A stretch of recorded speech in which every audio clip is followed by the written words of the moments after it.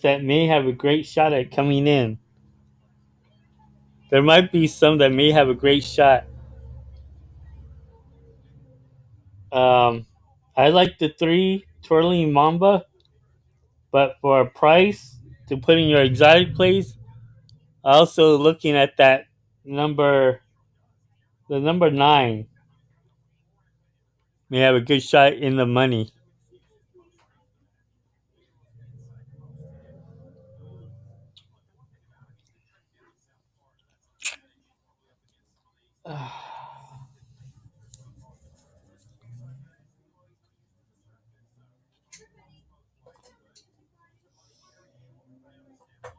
But there might be a shot that Gretzky the Great may lose. You never can tell. It depends on what type of break he gets.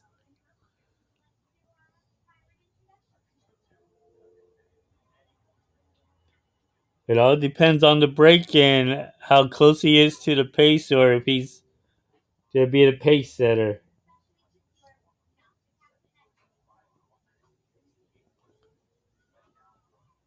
It all leads to that.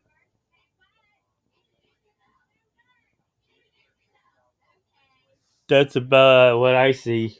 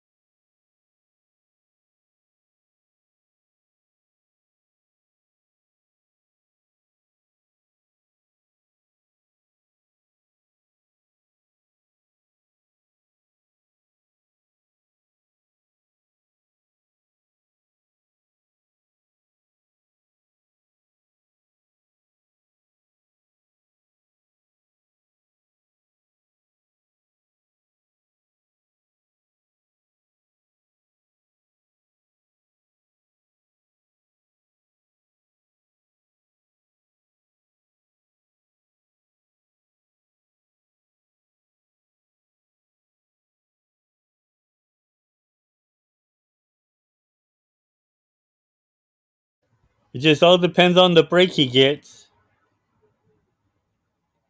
That 13 looks nice, but I don't like the way it's walking on its back leg a bit.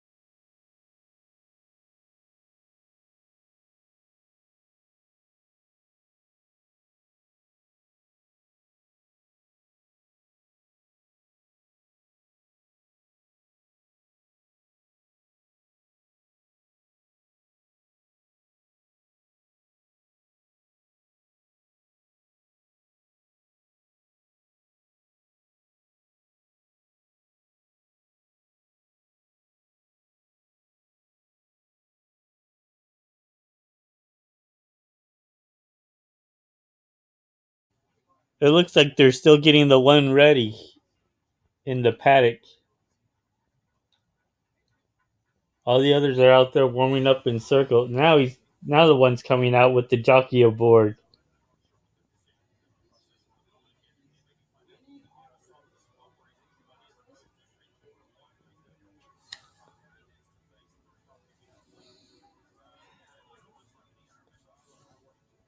That's good.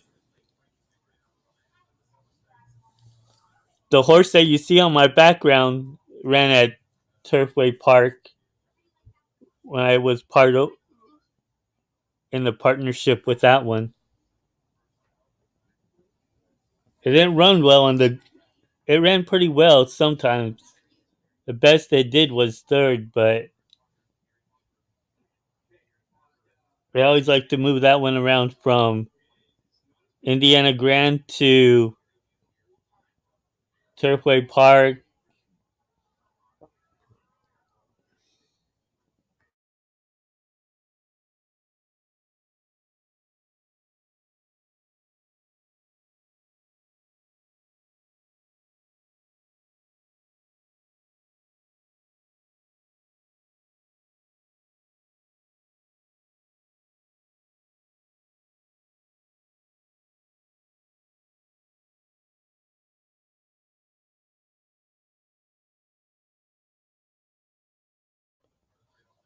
It may, but it also depends on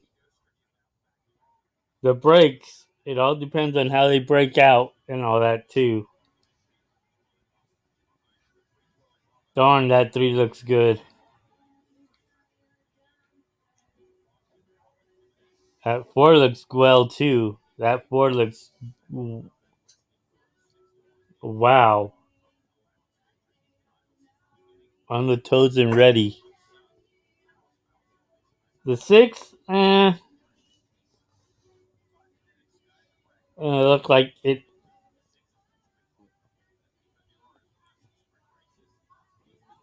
That seven looks pretty good.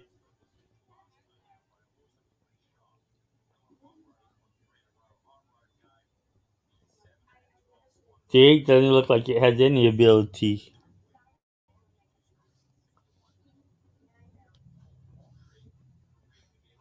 Wow. My price horse, the nine, man, that horse looks ready, but it kind of.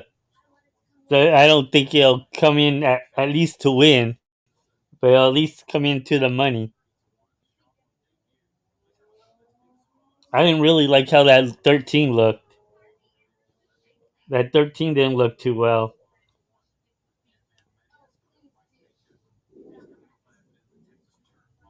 I don't like how its hind legs are looking.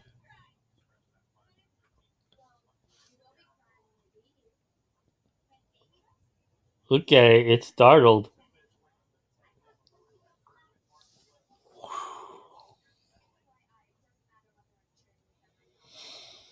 Hmm.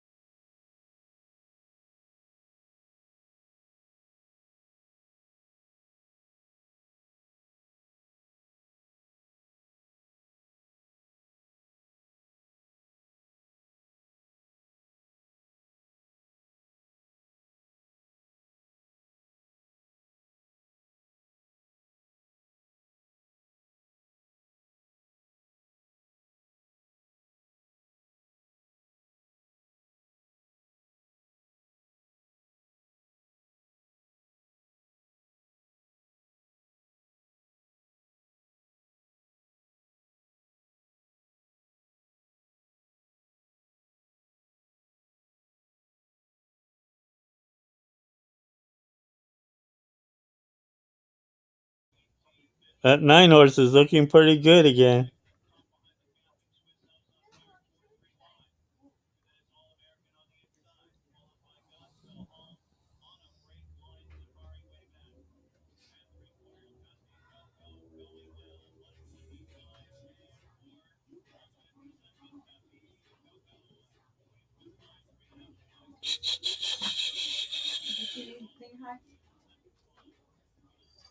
Hmm?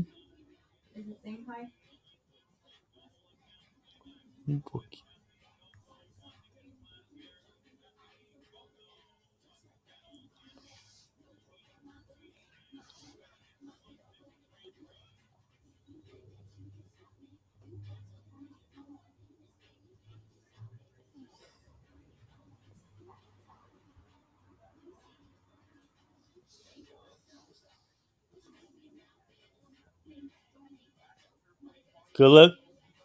Good luck to everyone. I like the three, and the price horse that I like to probably come into the exotic place is that nine horse.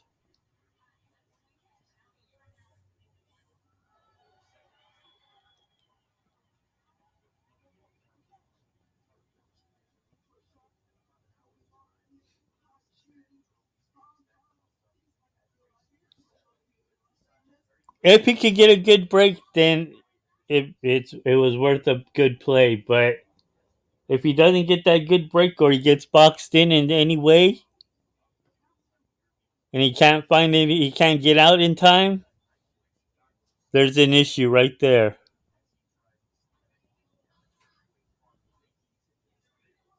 3 minutes to post.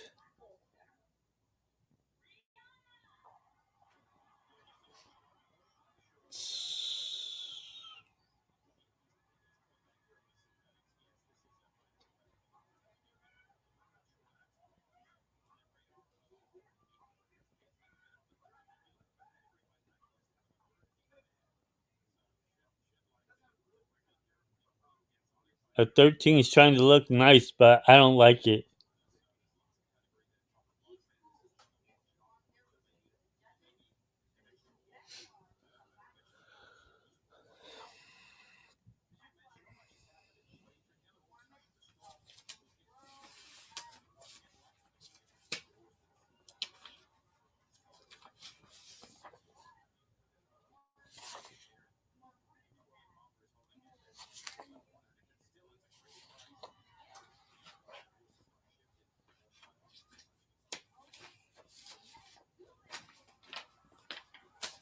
Mm-mm.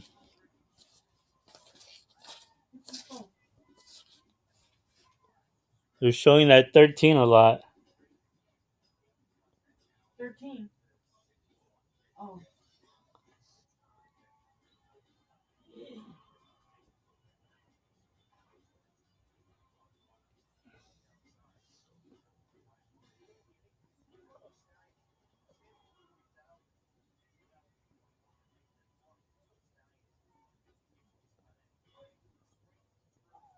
Wow.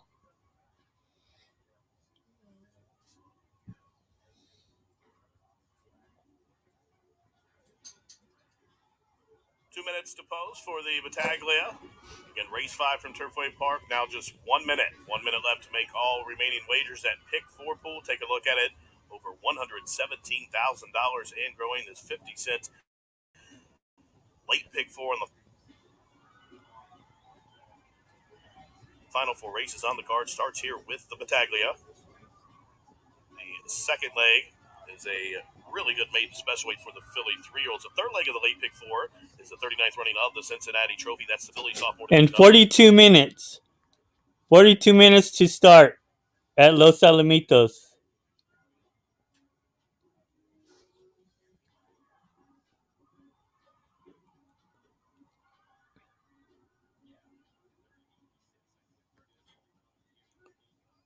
42 minutes for Los Sal.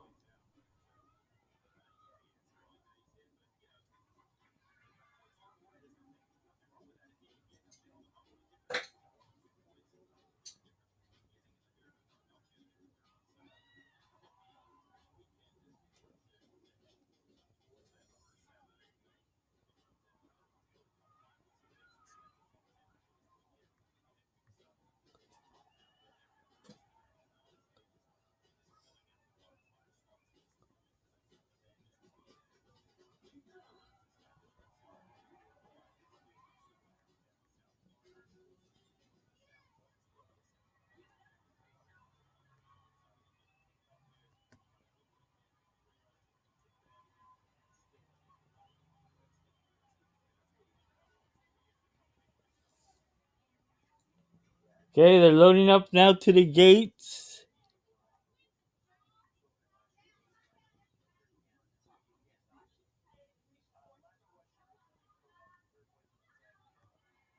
Twirling Mamba up and in for Sexton and Ortiz. Now, Calumet Farms' notable exception moves into line. Like the King, the M Racing Group is up to the 4 stall.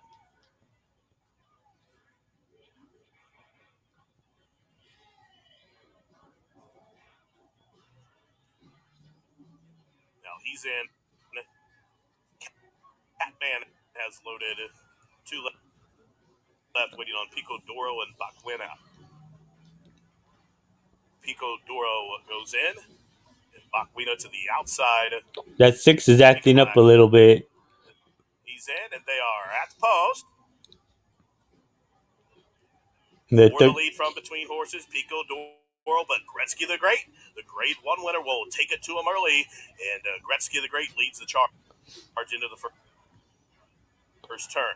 The predicament away in the second position. Up to the outside as they hit in that turn. Now advancing, there goes Pico Doral. In the sixth position, Bakwina is 3 deep on the course as they go to turn up the backside. And then comes Hush of a Storm, who's shaded by notable exception behind a quarter quick 23.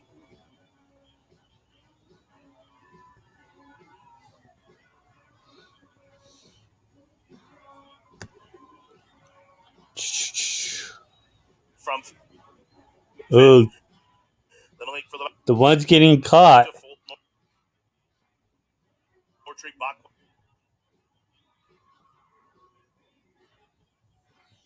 Bakwina up the inside.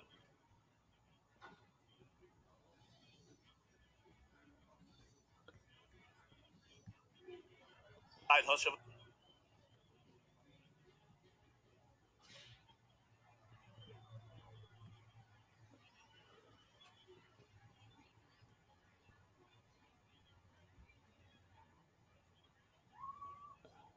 in the middle, like the King. Gretzky the Great being put to a test. Meanwhile, Hard Rock guy tried to sneak through, but that hole got tightened. Hush of a Storm sweeping up, and Hush at the Storm. Hush Eight of a four Storm, the one. best in the Battaglia.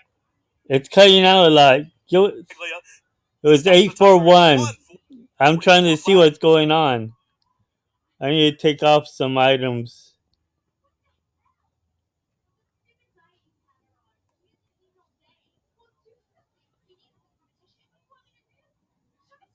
It just likes to load a lot of stuff. Under the line, Hush of a Storm remains razor sharp here. He's now a perfect.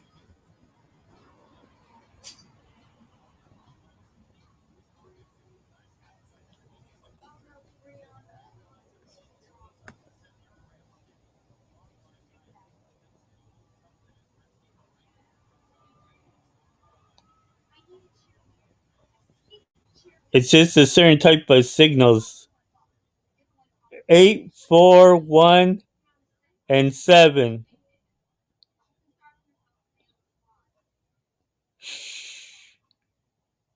Judges posting number 8, Hush of a Storm, as the race winner. They've called for a photograph for the second spot. 8 in a photo. It's 8, 4, 1. Unofficial.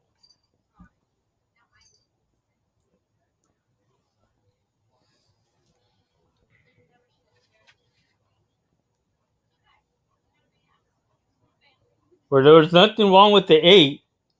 Well, there a little bumpage, but it was a light brushing. Second, third, number 1, Gretzky the Great, and fourth, number 7, They Hard may Ride they may Guy. look at it, but it should be light brushing. 8417.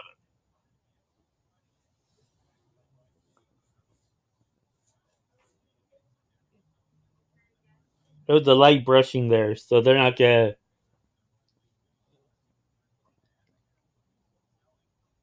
Unless they do it twice and they say that saw it did it twice.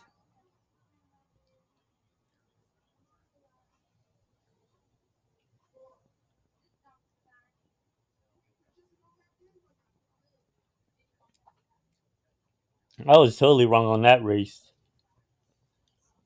I admit it, and that 4 came in second.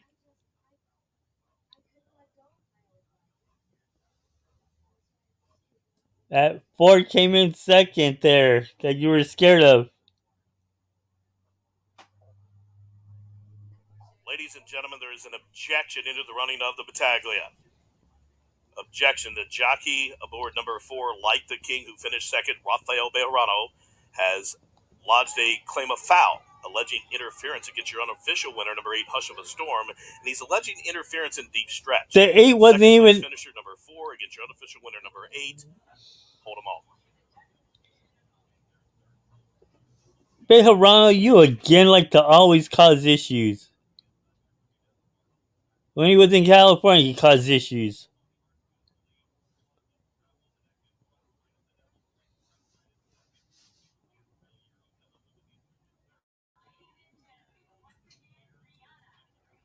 They ain't anyone touched the four.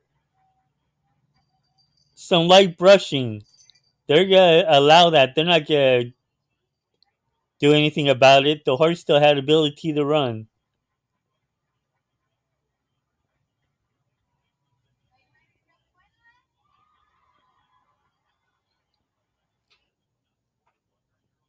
6-1 over a 5-1 so far. Once again, hold all tickets. There's an objection into the running of the fifth If anything, they're just race. gonna John Lewis, reverse horse number it. 4, Like the King, who finished second, has lodged a claim of foul against your unofficial winner, number 8, Hush of a Storm. And Bejarano was alleging interference. There was no In the interference. It was stretch. just light brushing. Stewards are reviewing the videotape evidence and stand by for their decision.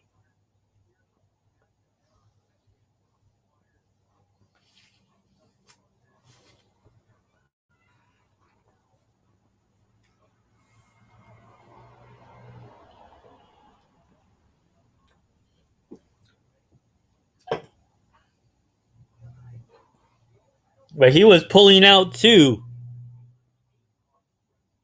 The four was pulling out a bit too. So it's just on light brushing, I believe, and they're not gonna. That's not gonna be harsh anything to hold that forward to going up in any way, unless it just depends on the stewards. Different stewards, different ways. So they might see something and reverse the order. The longer it goes on, you'll know there's gonna be some type of disqualification.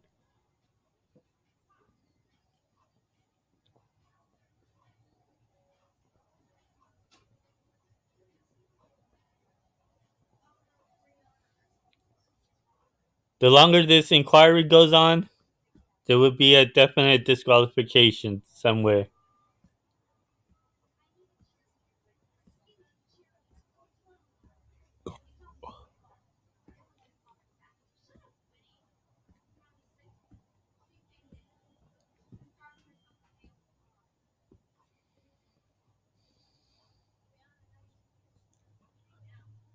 But the one has already was lost by then.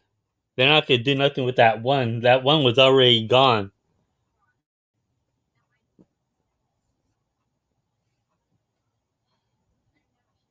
That one was battling with the 6 horse.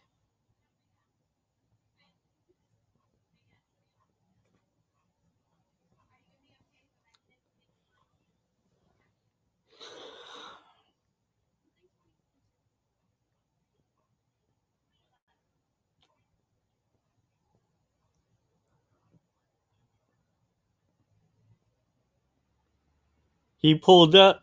That 7 pulled up, not the 1, because the 7 was trying to get in where the 1 was at. They're taking the picture now, so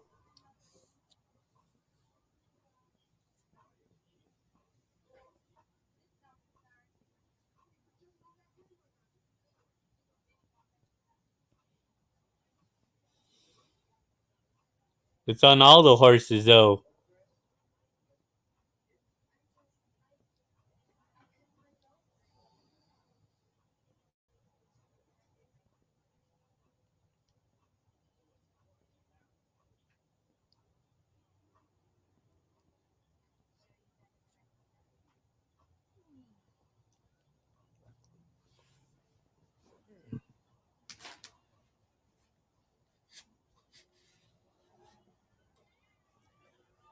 But just figure on how many people singled that one horse. I'm pretty sure there was tons of people that singled that one horse, like a Derek.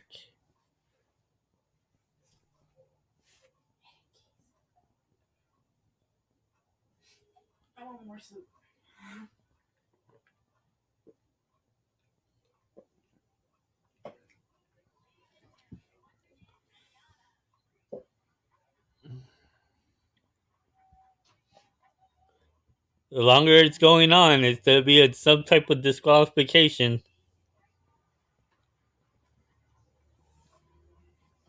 And this is for 10 points to Derby points, so.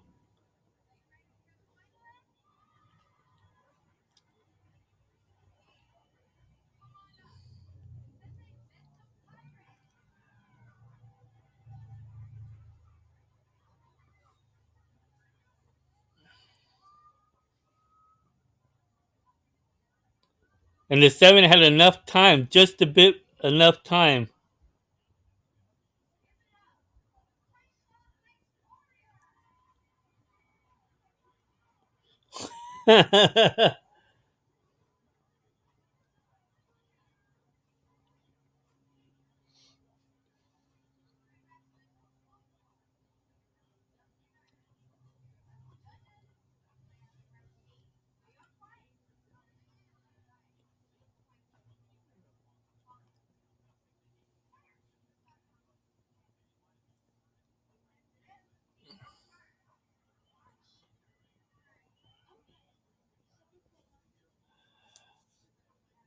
Still nothing yet. I'm looking at my 3 and my 9 on the way outside.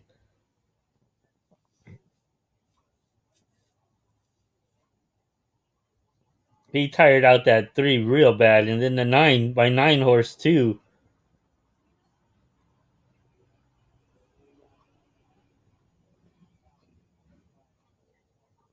Was that the 10 that bumped my 9? Idiot.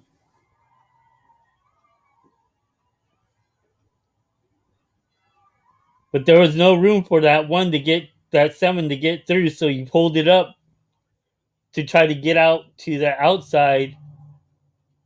And by the time he found the horse could re-gear, it was just too late.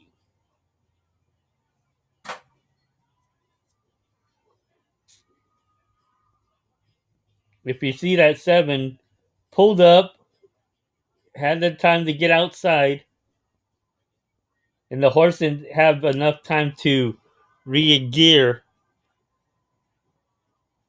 to get up there.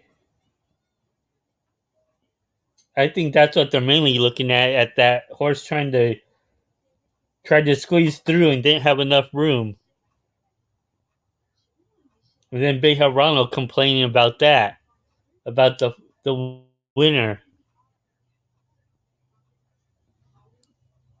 just to delay it longer.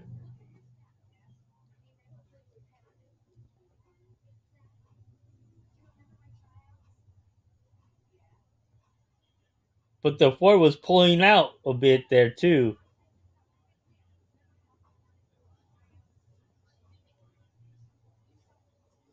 Let's see, go back one more time. Let's see.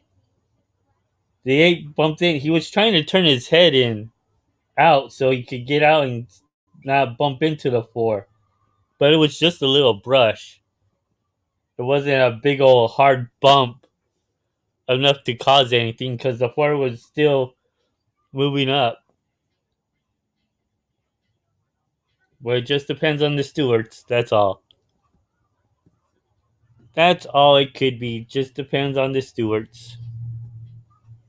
No change. Results will stand as is. No change. 8417 as is. Number 8, Hush of a Storm, now on a 3-race win streak. A3 will be caught by Creative Cause out of the flatter mare named Hush Now. The winner's owned by Joe Morey Jr. Revocable Trust, trained by Billy Morey, Santiago Gonzalez, the winning jockey. Hush of a Storm, perfect 3 for 3 as he takes the Battaglia in 1:44 flat. And the winner will pick up, in addition to the purse, 10 Road to the Kentucky Derby points. And race number 5, the Battaglia, is now official.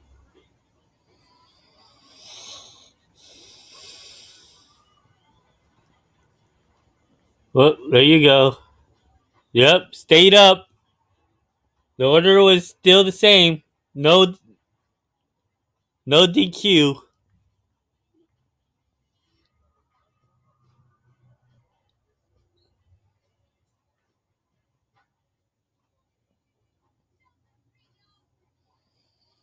Hmm.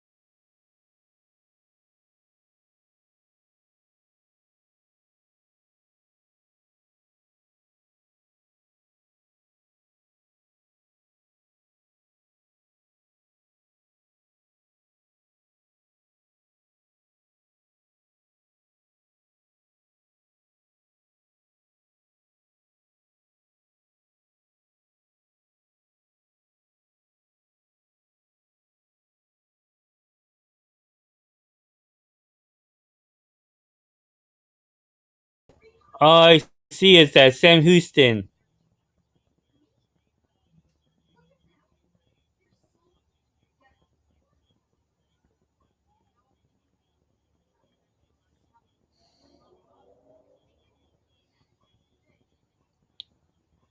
Sam Houston stayed up. Let's see here. I like the three at Sam Houston. No, at Sam Houston, I like the number three.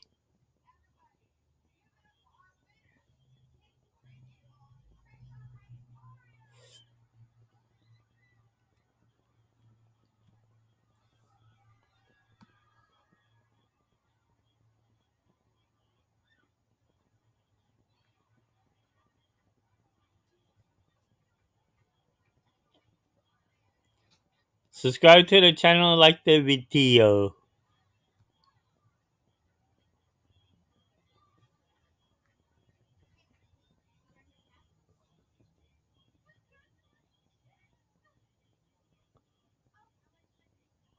All right.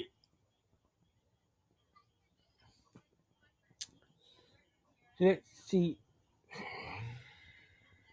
Meadowlands.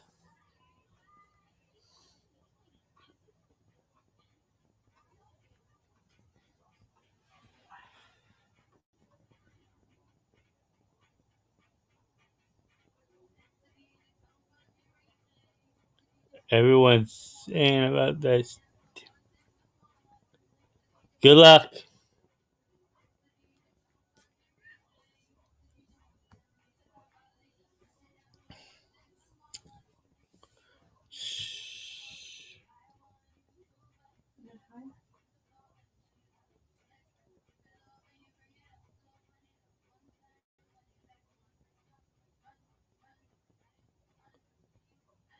Come on, Sam Houston, show up. Okay.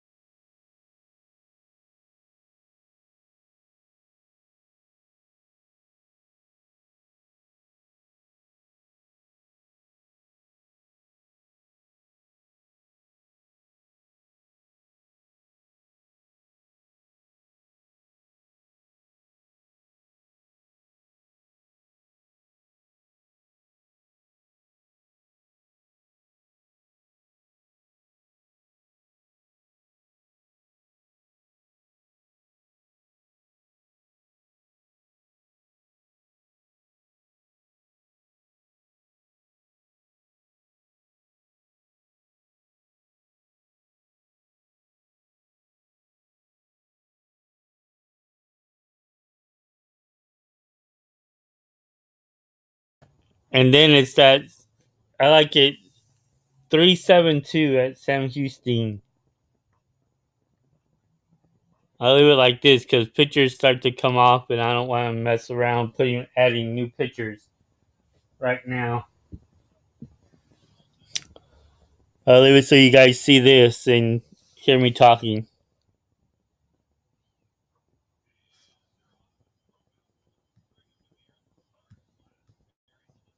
Taken fourth, and behind traffic there comes Unbridled Posse. Yellow Silks comes. Special Bingo. Silver and Gold. Varnished is very far outside. Towards the back, Sir Noir. Breaking Daylight. Slow starting. Crow Mountain at the back of the field. Pumped up on the front end. Airy Celestic Man. Here comes Captain St. Jacques right there in second. Onus is 3 wide in third. Dropping back a touch there was Beggar as they've got less than a quarter mile to go now.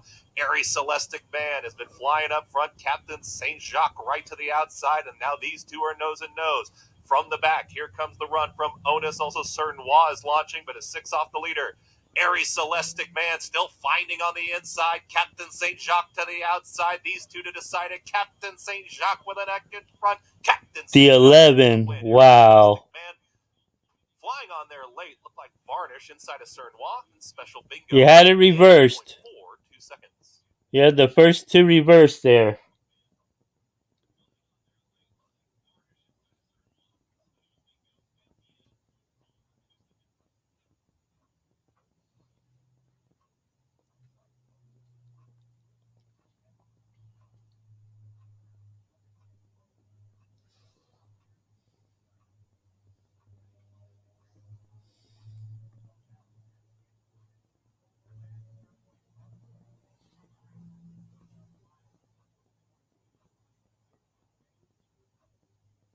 $85 for a $2 exacta over there at Turfway in the John Battaglia. Just figure on how many people just singled that one horse there. I'm very sure a lot of people singled it.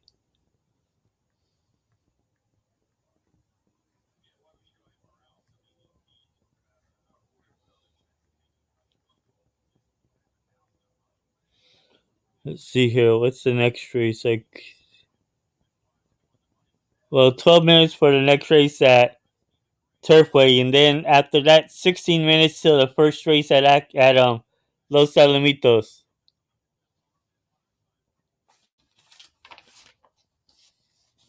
See, where's my sheet for Los Alamitos at? I know I had a. Number 11, Captain St. Jacques.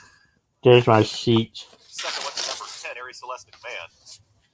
It's a photo for third. Hold all tickets. Photo for third, huh? 11:10. Oh man! If that race was just a bit shorter, your 10 would have been the clear winner, no doubt.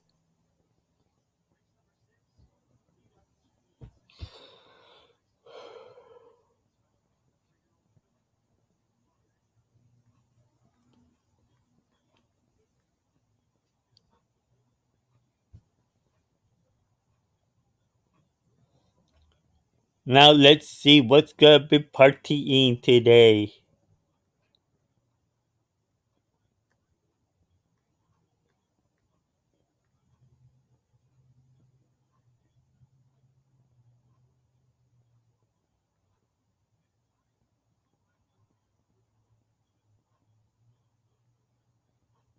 What the locos?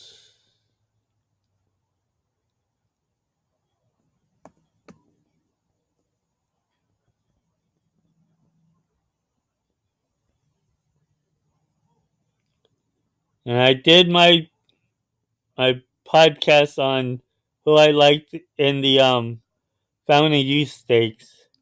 Once again, 11:10 in a photo here. Stand by for those numbers to be posted in tonight's third.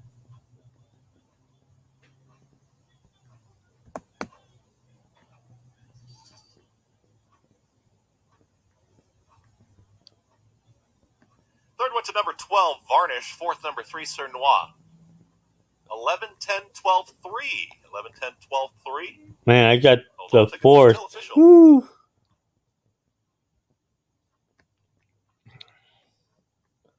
My top selection got fourth there. Oh well.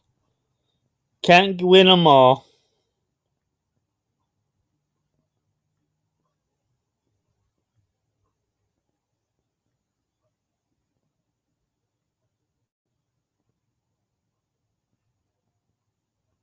Into the winner's circle, the winner of tonight's third race. But man, that was a big payout there.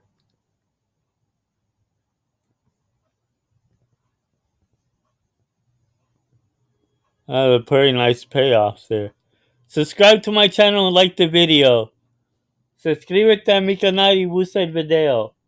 I can't show the races, but we can listen to them, and I can give you my selections.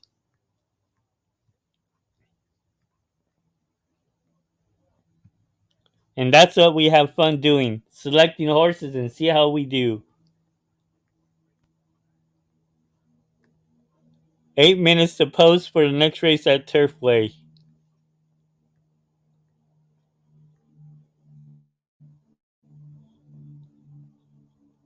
Hmm. Mm-hmm.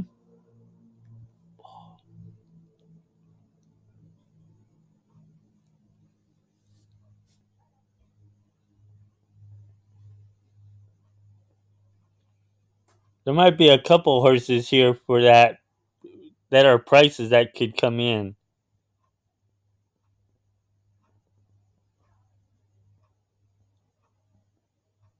especially running the long distance.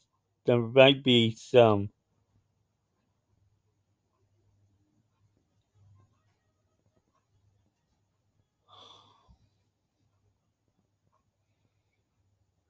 Hmm.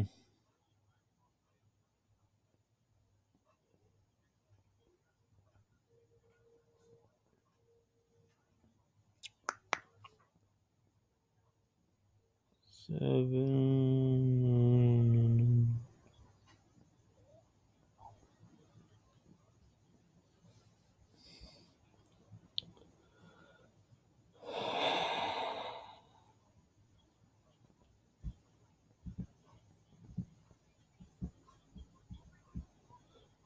One of the first timers to keep an eye on would be that 5 horse to add into the next race. Should like the distance and the type of surface, the synthetic, but running for the first time at a mile distance may come into the money though.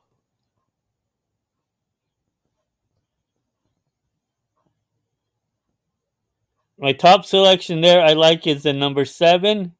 My second choice is the 9. 7, 9. And then that 5. 795 at Turfway.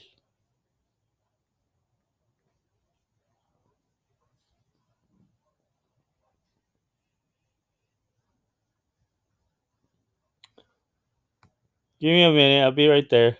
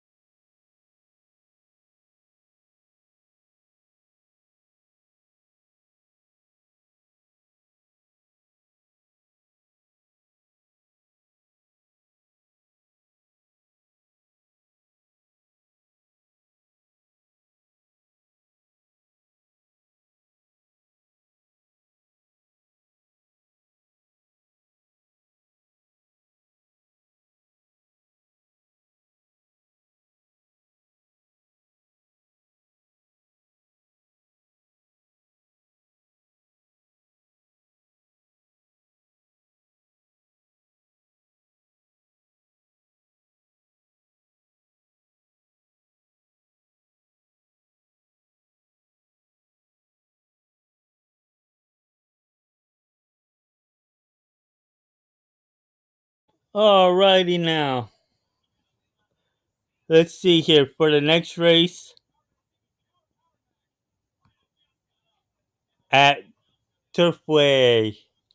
Again, my selections there are the 7, 9, and 5.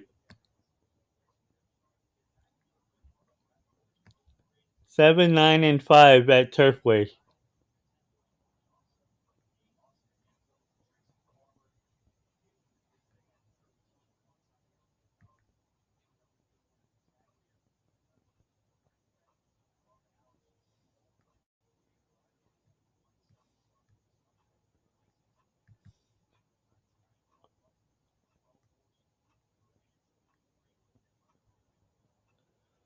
And then we're going to get ready to do some Los Alamitos.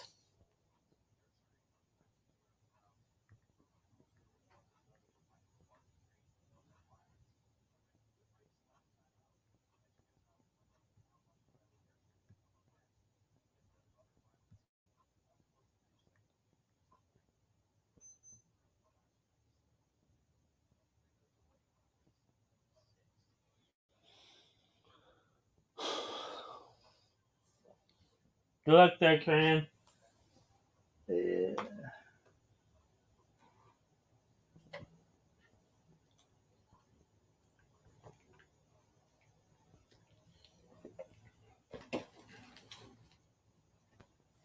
Mm.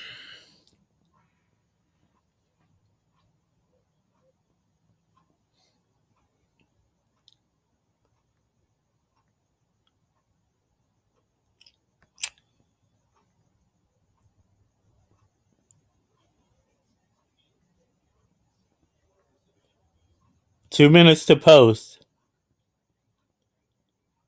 They're right behind the gate now. Going a bit in a circle for right now.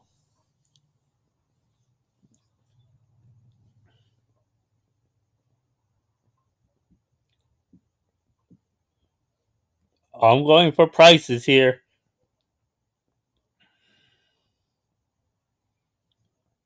And the one I'm going to keep an eye on and add on to my binder of horses to keep an eye on is that 5 horse.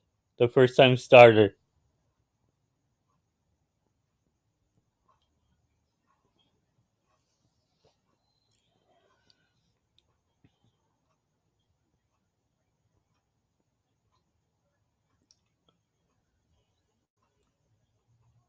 Maiden filly 3-year-olds are approaching the starting gate 1 minute.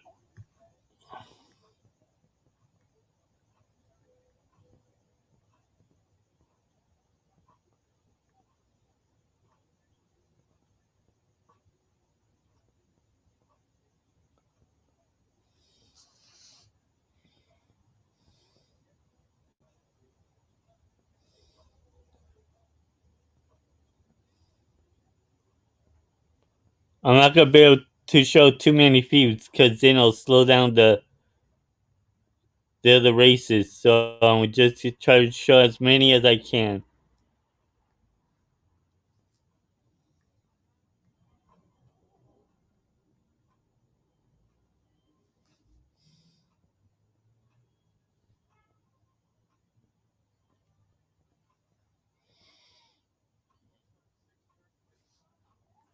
And the maiden filly 3-year-olds have reached the starting gate. It's post time. Spritz coming forward, daughter of Awesome again, who was second last start here. Nurturing off the also 2-1 will load up to the far outside. Again, I like the 7, 9, and the 5. 7, 9, 5. Movement from Polka Polenta. She's now offsided by the gate crew and settles. Nurturing up to the outside. They are at the post. And they are racing. The gray Spritz jumped well. Polka Polenta flashing speed to the outside. On the extreme outside, Nurturing. And from between horses, Holda and Sundial's away in good order. So well bunched onto the from the first turn. To the inside, Spritz shows the way. Up on the outside, Polka Polenta is second. Extreme outside. Alice Jewel away into third position. Pioneers Candy racing fourth just to the inside of Nurturing. Then like for the back, Holda is down along the inside, right to her outside. Treasure Lane, How Lucky is three wide and mid pack up the backside. Misty Okay, they're just Bell going. is The 2 lengths six is in the lead. The ninth for the back is 2 second. lengths in front of Sundial. And then about a The length and a 11 half is back to moving up Plenty on the Awesome, still outside. 7 or 8 or even In 9 lengths third. back to Plenty Awesome, who's way out of it. Must be about 18 lengths out of it now. 6, 9, Racing to fourth. 11, 7, Flat, 4 1/2 furlongs to travel. And Spritz, the daughter 4, of and Nurturing, 13 shows the way, is tries the to order get of out of it. finish right now. Valenta applies the heat to the outside. Pioneers Candy is out in the clear, stalking from third. Nurturing is to her outside and fourth. Against the inside, Hold a Treasure Lane is a waiting room from between horses. She's full around here. 2 lengths for the back to Misty The Vale. 13 is trying to Sundial make a is a little move bit slow in now, the back coming of the pack. from third Still 3 or 4 lengths back to after the Plenty Awesome. She's 7. finally underway, but she has to pick up But has to 15 go lengths in the wider. next quarter mile. 3/4, 112 and 2. There goes Polka Is losing a Belinda bit more on the ground. inside of Spritz, who's coming under a ride. 3 lengths for the back to Nurturing. Up the inside as a race to the top and over Oh, to here we Pioneers go. Candy. 3/4, 12 and 2. And Spritz is back 6, for more. 9. And Spritz would not go away. She battles back to retake. Late on the seat, Sundial is coming at him and coming on. The And Spritz one shake it up and drive in. Here is comes taking it Sundial through trying to get 6, to her here. Spritz 1, shake it up and 9, Sundial could never get 3. by her. And Spritz was tough as a racehorse could be. 6, Spritz wins all but the 1, top 2 6, cows 9, virtually 3, I every believe. step of the way. It would not give up. Gets the job done here in 6, 1, 9, 3. 146 and 1.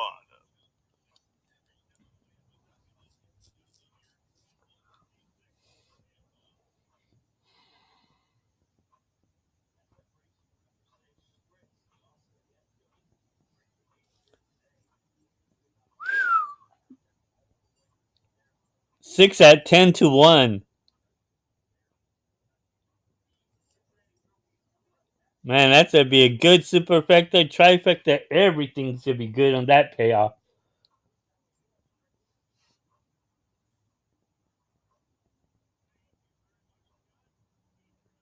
Los Alamitos is in 1 minute.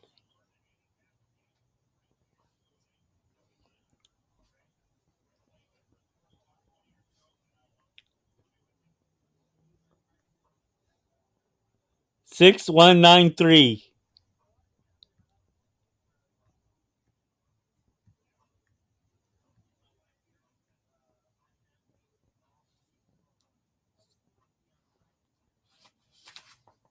Here at Los Alamitos, I have a $36 pick four going 145 with the 156 with the 3-4 with the 5-6.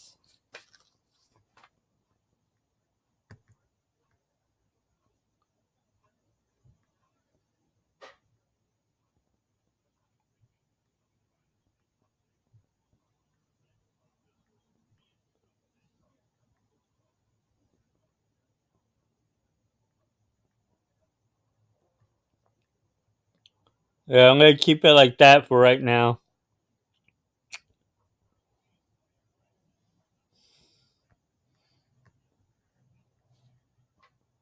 My top selection here at Los Alamitos is the 4 horse at 5-2 right now.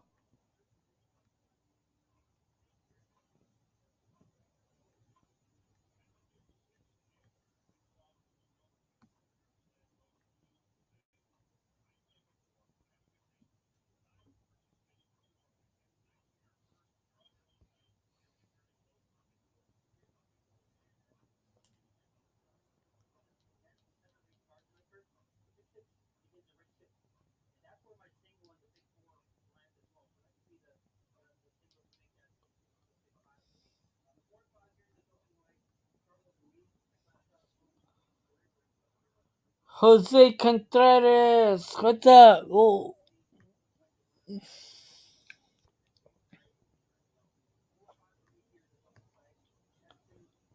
I'm going 145 here at Los Alamitos. All the obvious horses.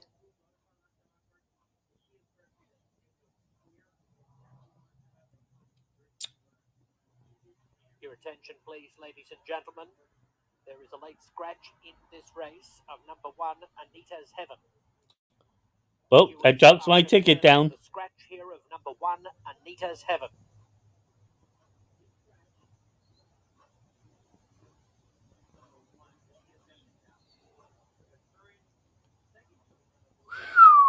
Wow. That's gonna drop everything down.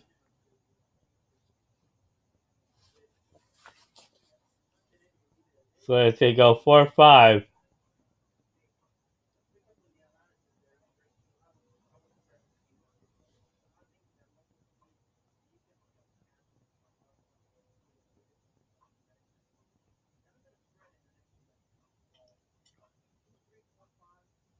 if I would add another horse to there,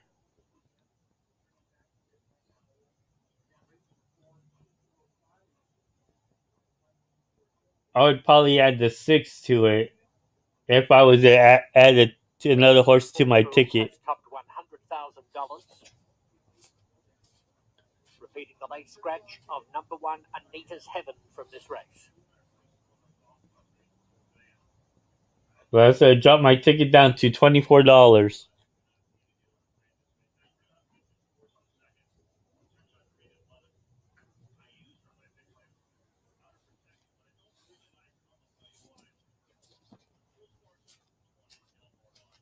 Oh yeah, that's probably true. That or I couldn't give him the favorites, write it down fast enough, and give him the favorites fast enough so he can make his wagers. Well, I'm busy. I can't do it everything single time. If he doesn't have no way to look at up the races, then that's not my fault.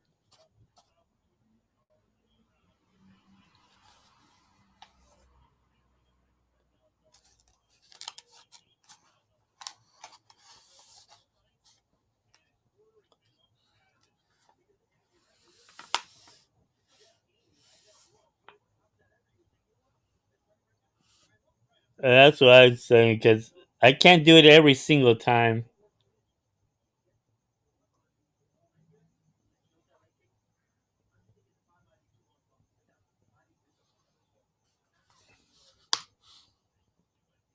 If you think the fight is too much longer, then why are you betting on it, Jose? Crazy fool. You don't know, man.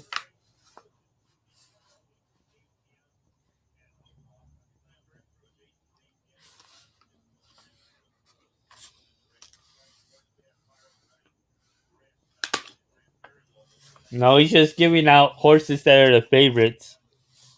And that's all he does.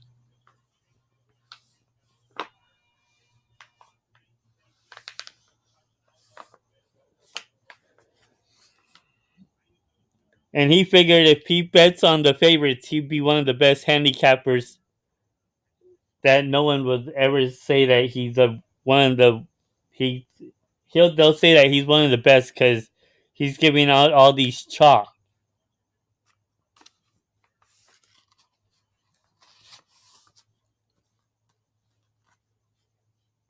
Like today was a chalky day, yes, but the yesterday it wasn't a chalky day.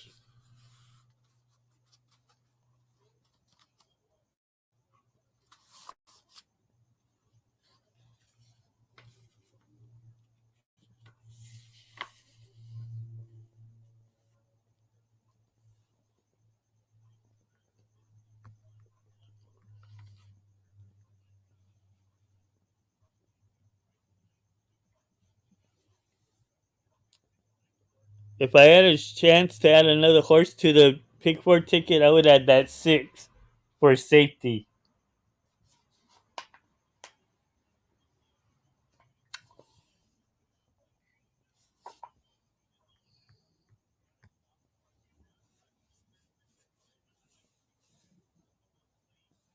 Probably is a little mad because I can't give out the horses that are the favorites and write it down fast enough.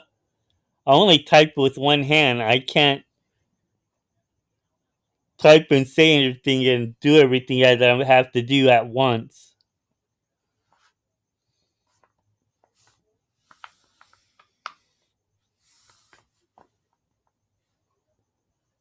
Yeah, but will it be the chalk day? That's the thing. Will it be the day for chalk tomorrow? Coming up into line, Baby Beauty will be Tomorrow's it'd be different. It'd be day of prices. Things they get more upset. first ever riding triple last Sunday.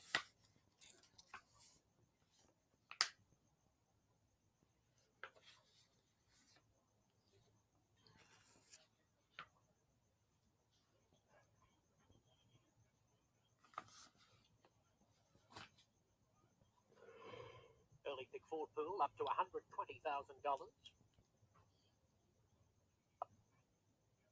Warm it up and Charlotte Louise have come forward. So Precious approaching the outside gate and Happier Together, who's been up there doing a fair bit of gate schooling, will ultimately load last. Breaks from the inside following the late scratch of Anita's Heaven. 1-2 for Charlotte Louise, 3-2 for Warm It Up. Ready? Racing. Happier Together has missed the start by 8 lengths. Warm It Up, So Precious away quickly. Up on the inside comes Baby Beauty to challenge for the lead, and Charlotte Louise is picking up some steam, is just about a length off them 3 wide, and a gap of 10 lengths to Happier Together. Good tussle for the lead. So Precious 3 wide has a share of it, with Warm It Up in the red blinkers and Baby Beauty along the rail. Charlotte Louise follows that trio past the quarter pole into the turn, a long way clear of Happier Together. 3/16 left to go. It's Baby Beauty on the inside of Warm It Up, getting away from So Precious. Charlotte Louise has to pick a path, now gets to the 3 path, spots the 2 leaders, a length and a half in upper stretch. It's Warm It Up, shading Baby Beauty. Here comes Charlotte Louise with a belated run. She's coming at them fast now. Charlotte Louise grabbing Warm It Up, and Charlotte Louise gets up to win by a neck to Warm It Up. 2 lengths to Baby Beauty, third. So Precious finished fourth. Went 5, 4, 3, 6.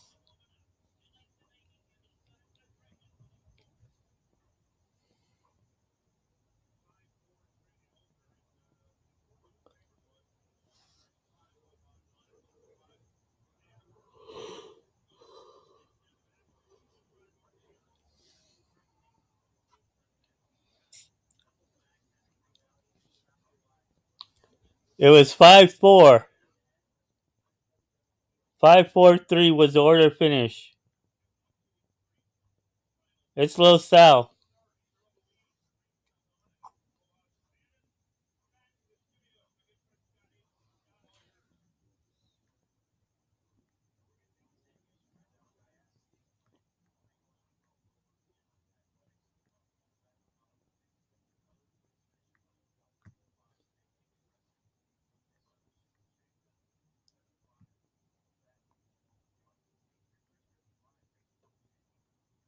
MB and Railroader is rushing through between horses. It's going to get real tight into this turn. In front is Answer in the Wind. Having a tap on the brakes there with Dias, but Answer in the Wind gets the lead. Strum MB to the outside. Railroader is having trip so far. Is back there in fourth. Is Dias is saving ground. Wants to get up with the leaders. Action pack first quarter. Toa is back there now in the fifth position. Then further back comes. To the inside is Clifton Park. Further back in the field comes Camps Bay, then comes Mayor Cobb. At the back, it's Hefe, patiently ridden, but plenty of action up front. 24.78 was the opening quarter mile. On the front end, it's Answer in the Wind. Had to work to get there, is up by a half length. Tracking in second comes Strum MB.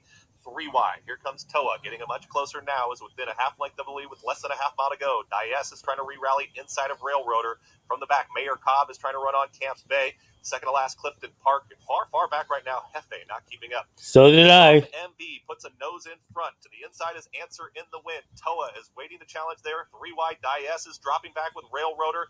Camps Bay starts to launch a rally. Also Mayor Cobb. Second to last, Clifton Park. Hefe at the back of the field. Strum MB kicks for home. It's Strum MB in front is 2 lengths clear. Strum MB, Answer in the Wind. Toa is trying to make up some late ground. Camps Bay too far back right now for Hefe with an 8th to go. Strum MB and Answer in the Wind. Still, Strum MB, Answer in the Wind is trying It's to read 8. to the outside. The Strum 7's coming on late. Answer in the Wind tries to lunge one more time. Strum The 8 won by a half a body Dancer in the win for second. Then by came half a Camp Bay's lane. run for third. Looked like Clifton Park inside of Camp Bay. 1 minute 44.70 seconds. I went 8-7.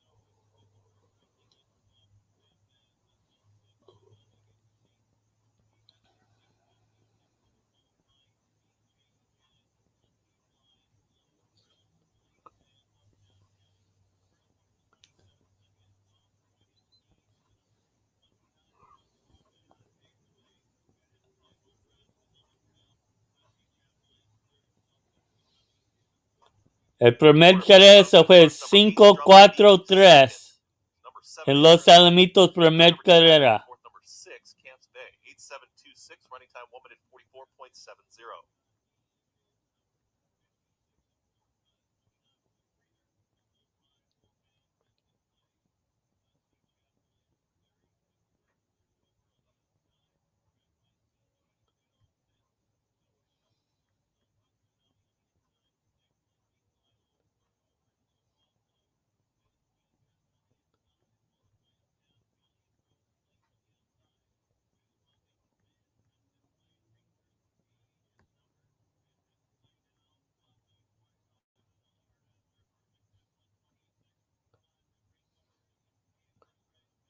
Um,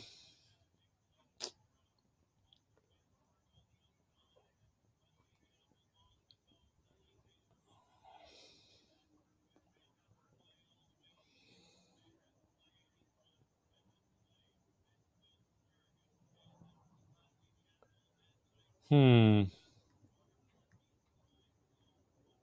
There's a little issue there.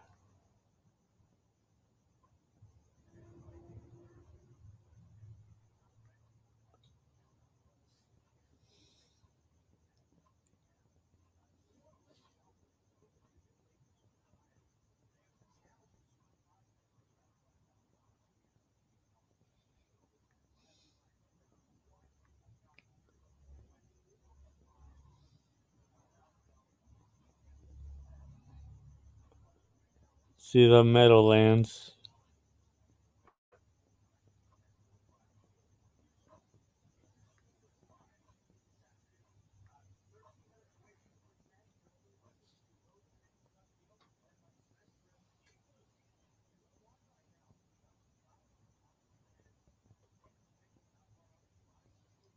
There's an issue with the next race at Turfway and at Los Al. They're running it right around the same time.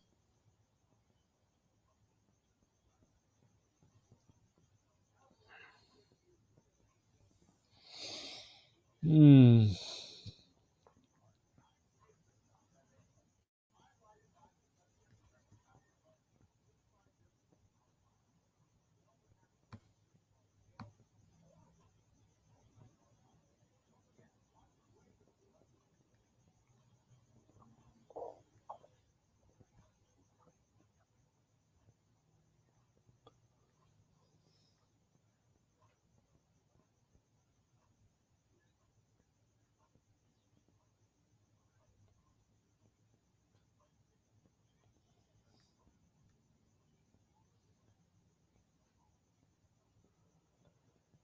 So we're gonna have to see what we could do.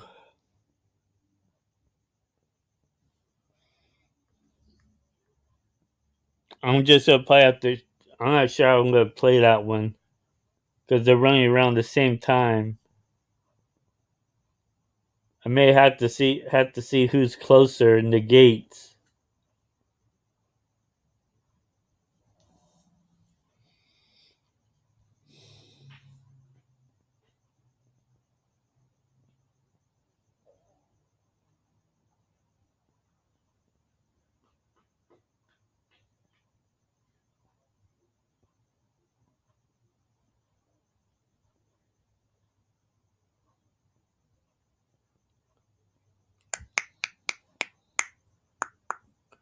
Let's see here. I'm looking over Charlestown since we got some time. I'm looking at Charlietown right now.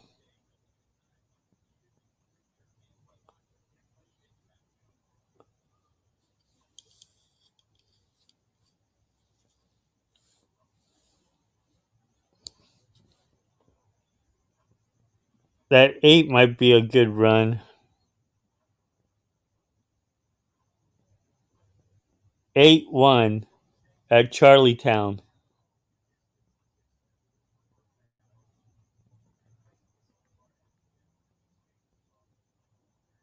Se metió 8-7 at Sam Houston.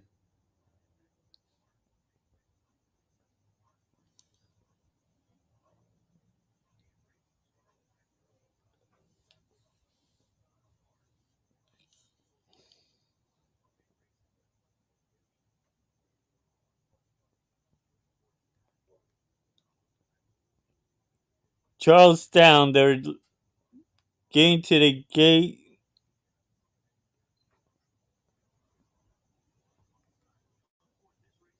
For my selections there at Charlietown, I'm going 8-1. So it's going to be a short race.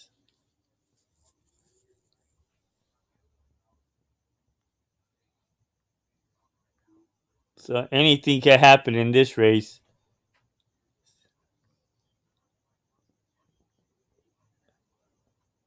Ya van a meter en las puertas de Charlestown.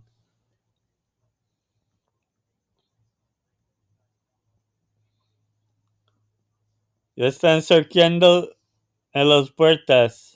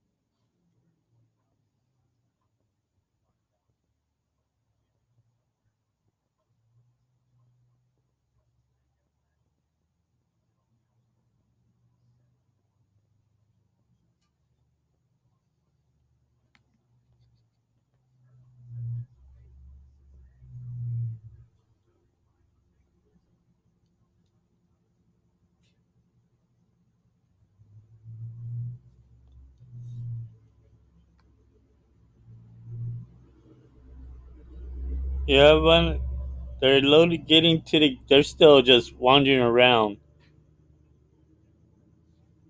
towards the gate.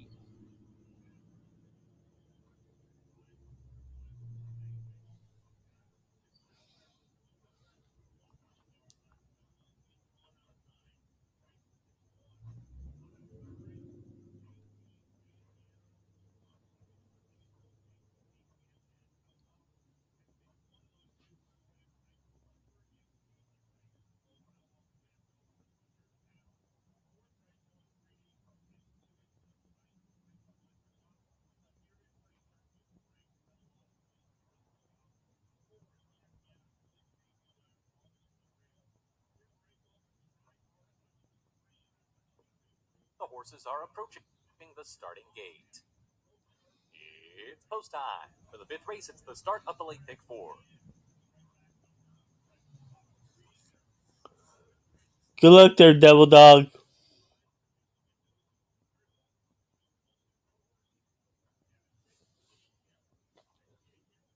No señal el pin national. Ahora.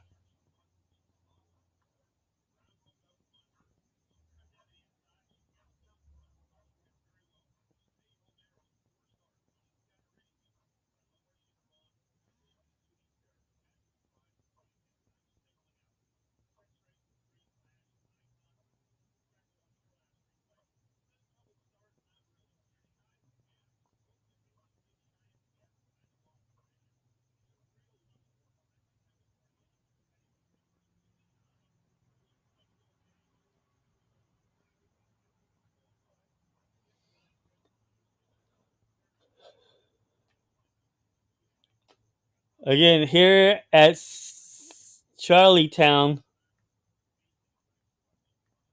at Charlietown,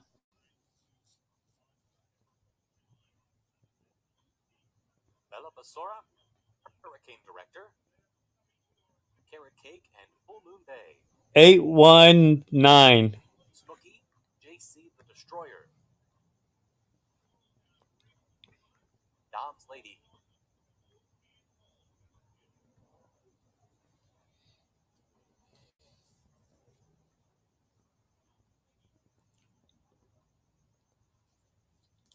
Hyde. Last one in will be Trini Sophia. They're in the gate.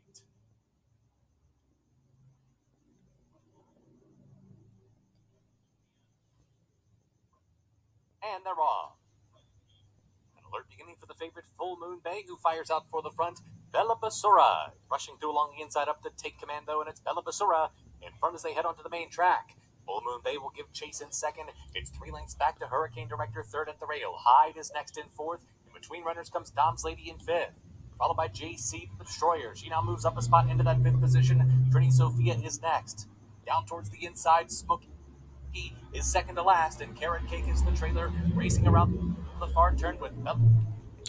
Right now it's 8-6. Running the point here, Full Moon Bay. It should be now. She's back the one. in second. Hurricane Director switches outside of her. Then comes JC the Destroyer and Hyde. They turn for 1-2-6 right now, and the one's off and running. It's 1-2-6. It's Bella Basura and Sunny Diaz Jr. to win it by 4.5. Then came Hurricane Director, Whoa. Dom's Lady, and Hyde in 54 flat. 1-2-4-8. 1-2-4-8 was the order finish. My second choice at 7-1. There we are.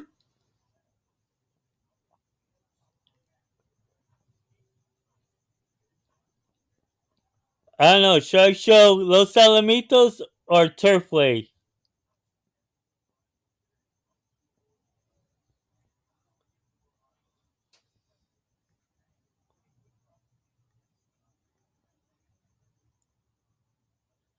Los Al or Turfway?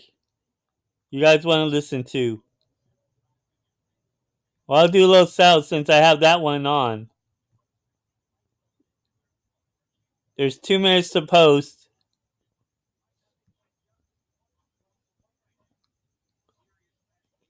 Over at Los Alamitos, I need the 1, 5, and 6 are in my pick 4 play. My top selection there is the number 5, the Chalk.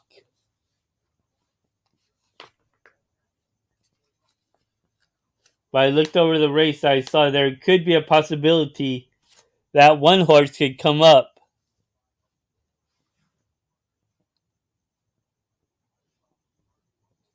That one horse could show up well.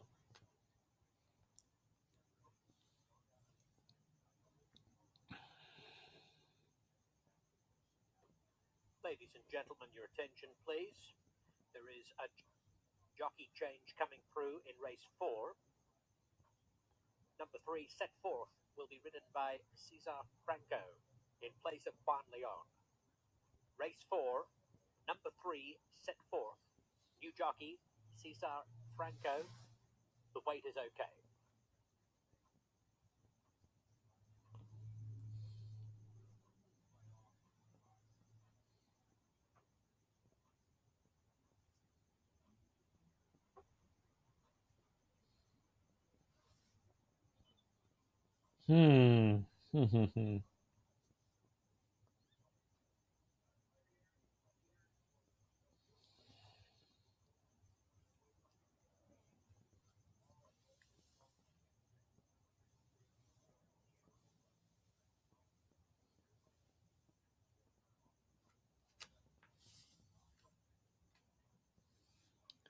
You have the 135, I have 156.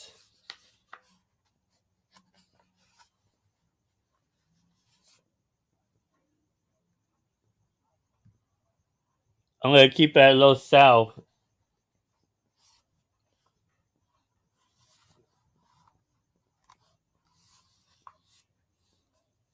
It's post time, but then we're gonna miss the race here. I don't want to miss it.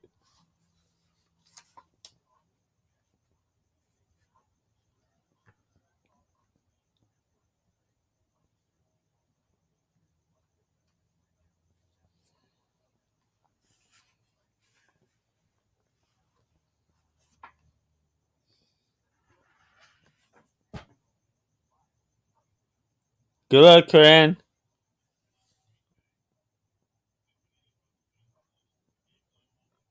It's a wide open race right now from the gate. The 6 is in the lead. 7 is second. We got the 10 going third. The one in the inside rail coming up fourth. 6, 7, 10, 1.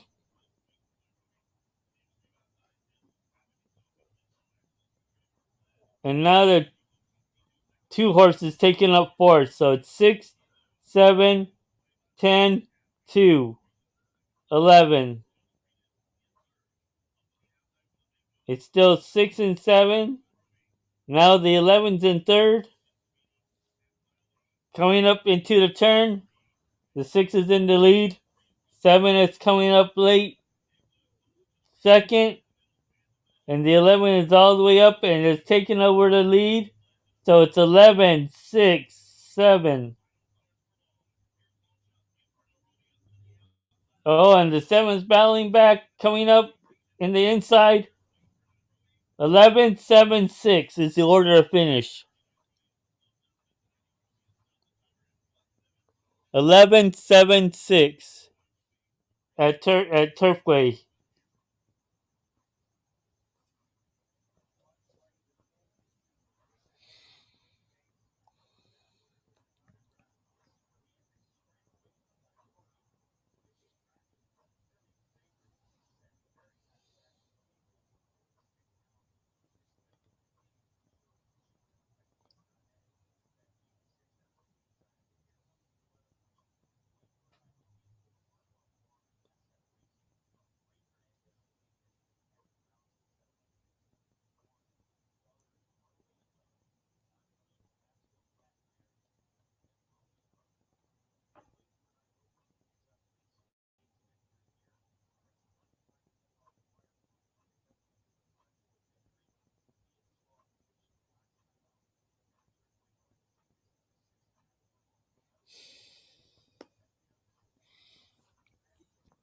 Still walking the horses in the paddock over there at Los Alamitos.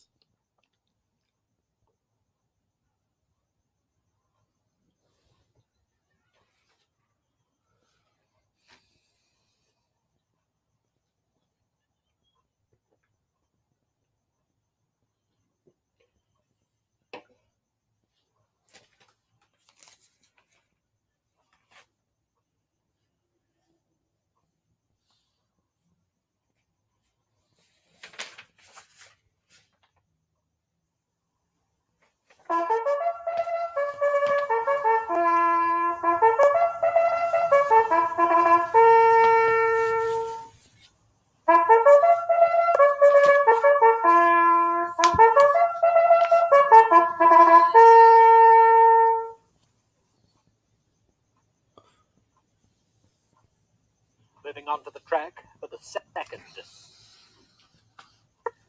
This is a 1,000-yard claiming event for quarter horses and thoroughbreds, fillies and mares, 3 years of age.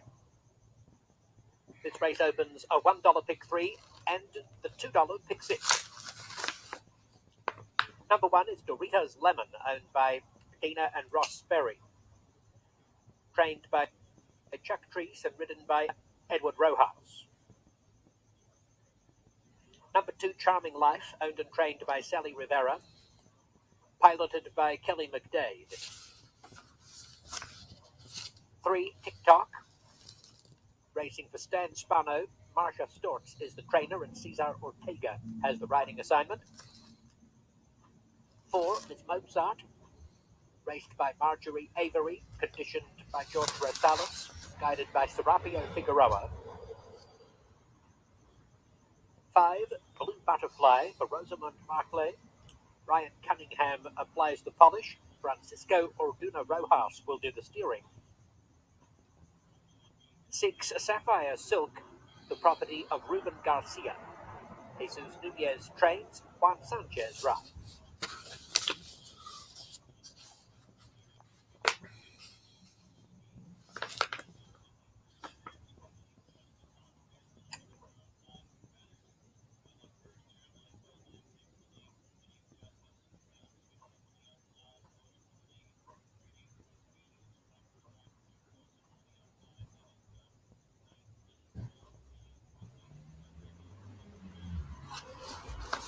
Hmm.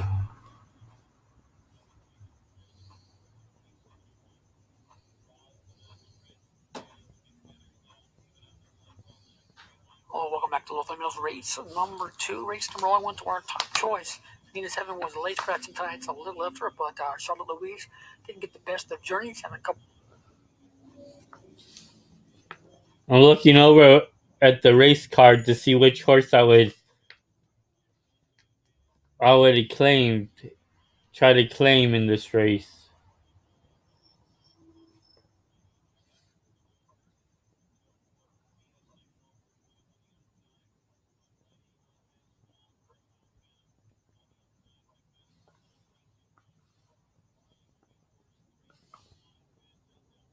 If I was trying to get a cheap claimer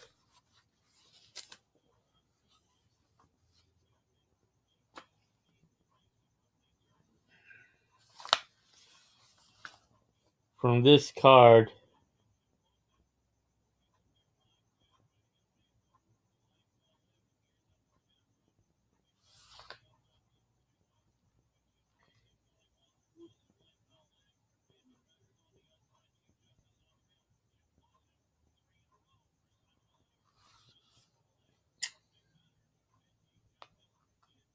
like in that fifth race,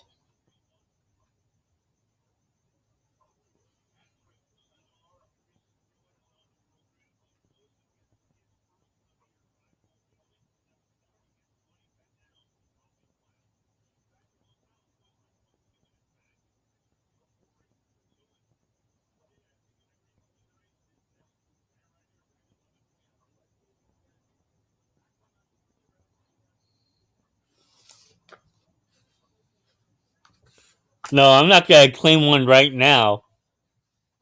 My license hasn't gotten approved yet, but I was just looking at the card. Which horse will I look at to claim?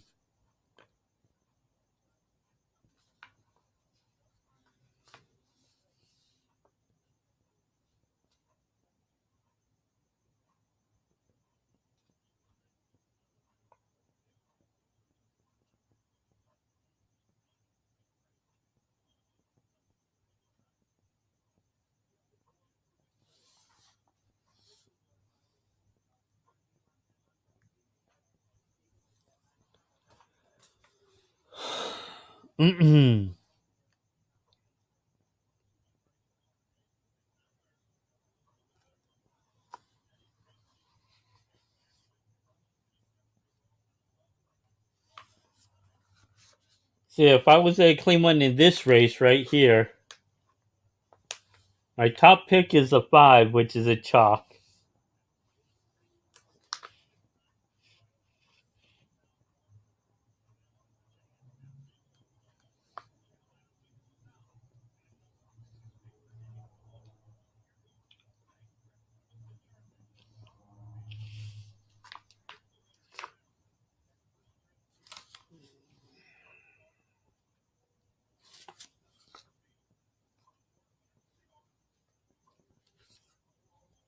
Kind of like that looks at it too. Just work it out a bit more and muscle it up a bit.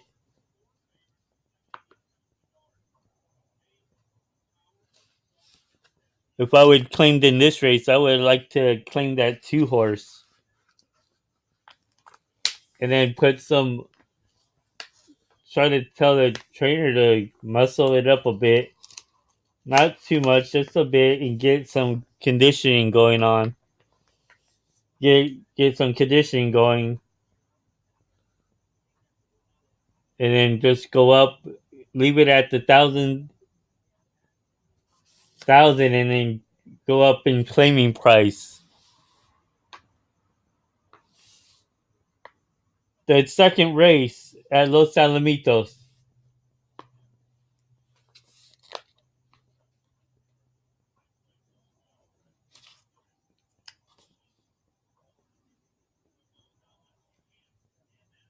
I already have a couple of people who I would have as a trainer once on my license. I've been talking with them.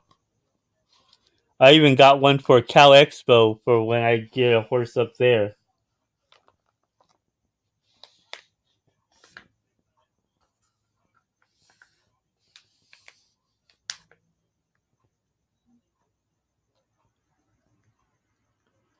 They're loading up now at Los Alamitos. Last couple loading. The Butterfly has come forward. 7-5 fractional favourite. TikTok and Sapphire Silk, the last pair in the line. Now it's 3-2 for number 1, Doritos Lemon, and 8-5 for number 5, Blue Butterfly. Just about ready. Stand by for a start. Racing. Doritos Lemon quickly into stride with Blue Butterfly, Miss Mozart. Sapphire Silk showing pace from the extreme outside. They're followed back fifth by TikTok in the black colours outside of Charming Life. Linking up with the main track, and Blue Butterfly puts a length and a half on Miss Mozart. The field stringing out. It's 3 lengths off to Sapphire Silk third, followed by TikTok moving through from between runners fourth. Rojas very hard at work on Doritos Lemon, who can't keep pace going into the turn. Is now 8 lengths off the speed. The trailer is Charming Life. 3/16 to go. Blue Butterfly fluttering away. Has put 3 lengths on Miss Mozart. Another 4 lengths off Doritos Lemon. Now warming to the task. Hugging the fence and picking up ground to third. It's Blue Butterfly with a 16th to go. Needing the line. Being grabbed by Miss Mozart. And Doritos Lemon finishing fast. But Miss Mozart has kicked clear to win well. Second got close between Blue Butterfly and Doritos Lemon. And TikTok checked in fourth. And look what Kelly McDane did. Just let the horse run. She didn't try to push her or nothing. She knew the horse wasn't ready.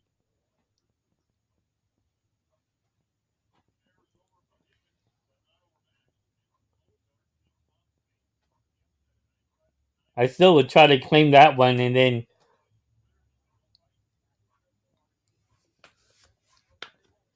she didn't do what she usually does. She likes to get out the horses early.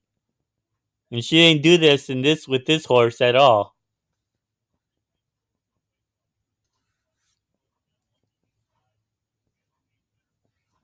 Well, we're all out. First, Miss Mozart is the unofficial winner. It's a photo for second.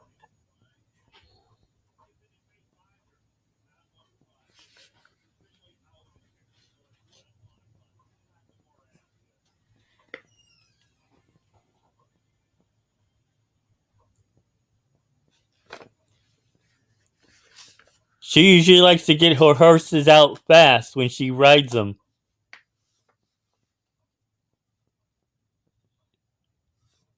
And she didn't do it with this one. They told her to hold it up, and that's why she was standing up on the horse and holding it back.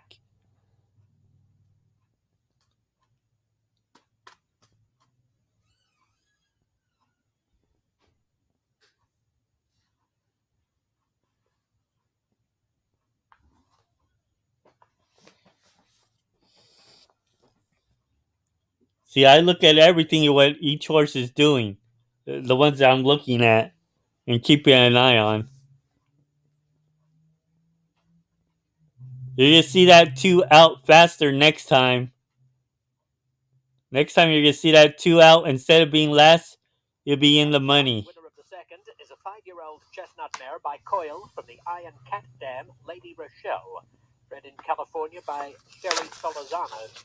Owned by Marjorie Avery, trained by George Rosales, and guided to victory by Serapio Figueroa.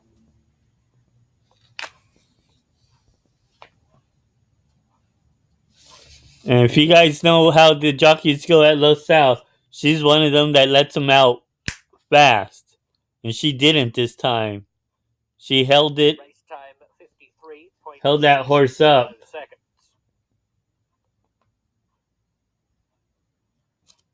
She stood up on the horse.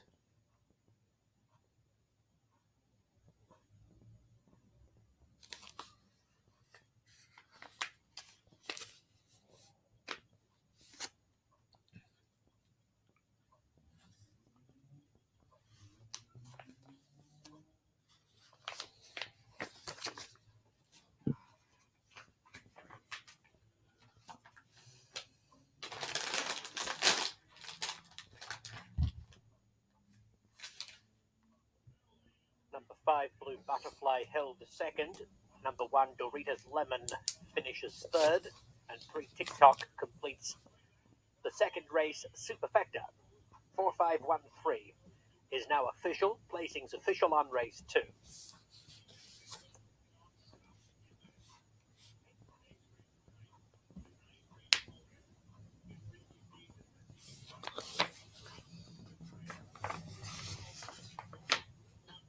The $1 exacta, 33.20. $1 trifecta, 90.70. 10-cent superfecta, 20.53. The $1 double, 30.90. Post time for race 3, 7:05. Scratch number 6, Chief Eagle Eye. There is $1 pick 3 wagering.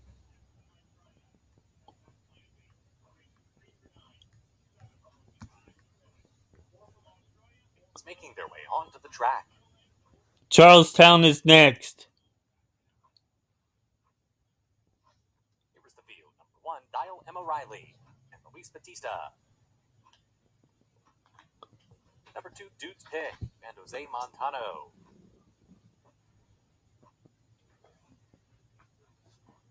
Number 3, Personal Surfer and Kelvin Morales. Number 4, Single Mom and Sean Latchman.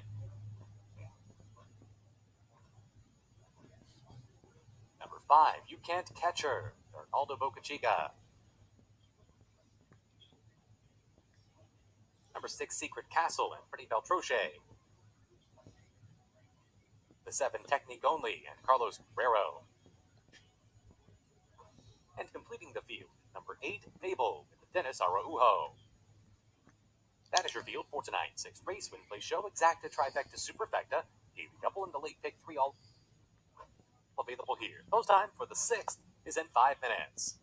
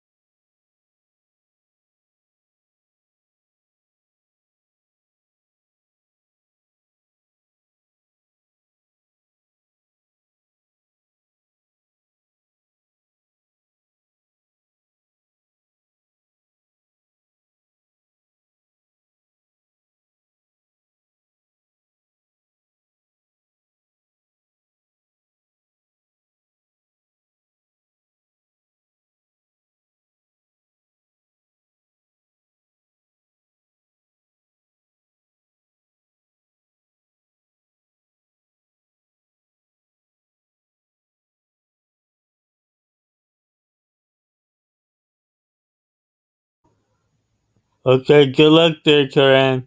Um, for me,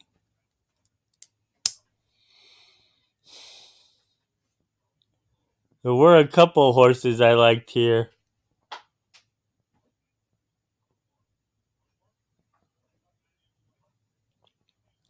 Like your six may have a good shot. I noticed. Um, this is going 7 furlongs.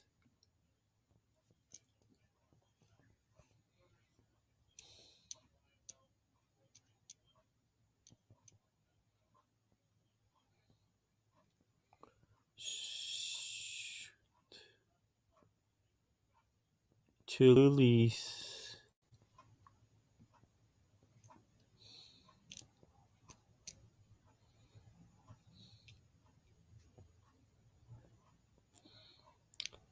For me, I would go.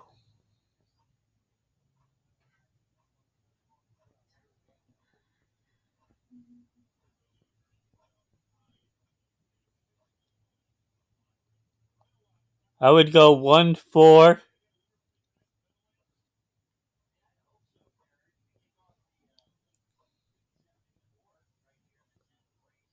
1 and 4 at Charlestown.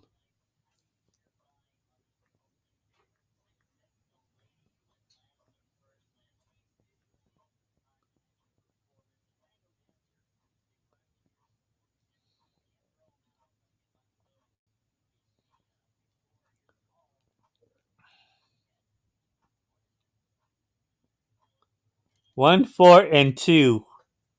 The two I would put in to watch for the exotic plays. It's post time for the sixth race.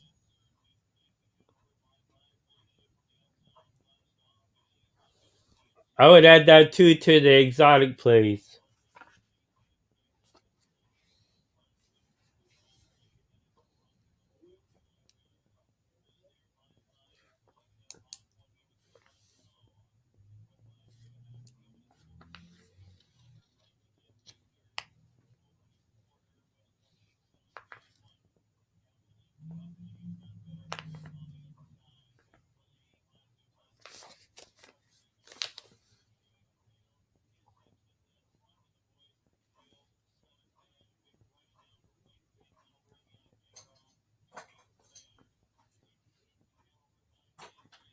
Just two more runners left to move into line. Single mom. Loaded with those four. You can't catch her. It's the odds on. Now, not odds on. 3-2 favorite. People. Then they're in the gate.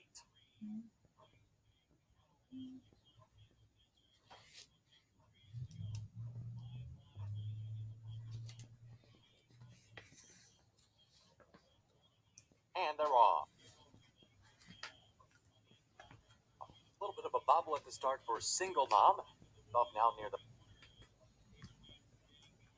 back of the pack. A quick beginning for Technique Only, who takes charge early on. Some traffic back in the pack for Dial Emma Riley. She's been wrangled back to second to last. So under the wire for the first time they go, with Technique Only showing the way from Mabel and Secret Castle. You Can't Catch Her comes away in fourth. It's in four more links back. The Single Bomb. That bobbling beginning, she finds herself in fifth, and about half a dozen links off of the second Technique Only.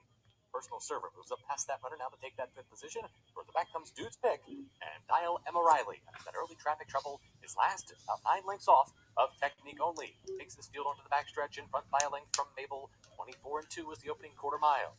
You Can't Catch Her now moves up into the three path. She's in third and a length and a half away from the leaders. Less than 3 furlongs to go. Secret Castle finds herself in fourth. 3 more lengths back to Single Mom, who comes under some pressure now. The outside Dude's Pick begins to hit her stride, and Personal Server and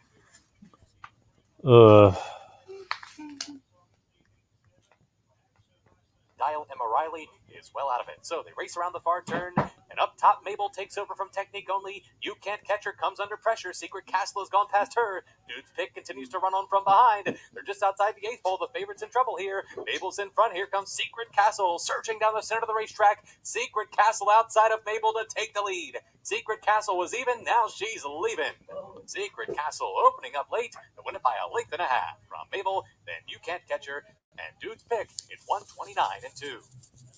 Way to go there, Karen.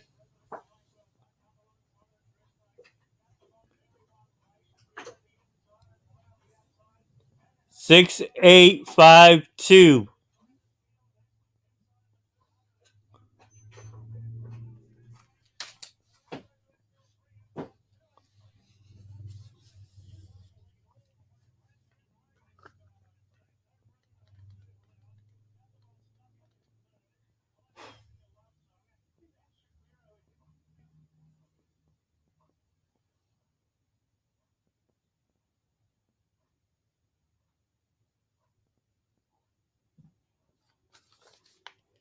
Six, eight, 5-2. The winner, number 6, Secret Castle. Second was the 8, Mabel. Third was the 5, You Can't Catch Her. Fourth was the 2, Dude's Pick. 6-8, 5-2. Told you about that 2 horse to put in it in any way would be a good price for the superfecta.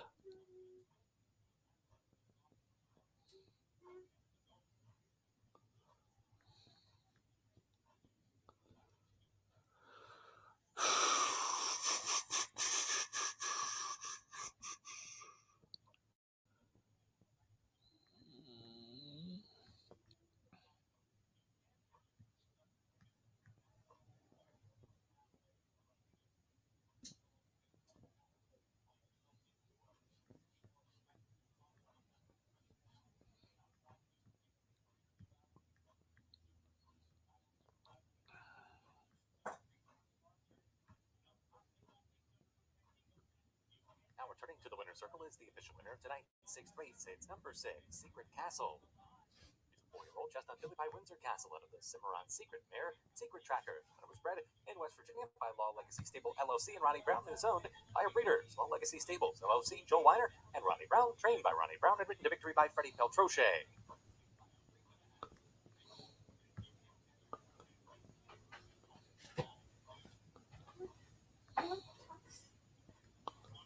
Loading up, they're heading out of the paddock area now at LaSalle.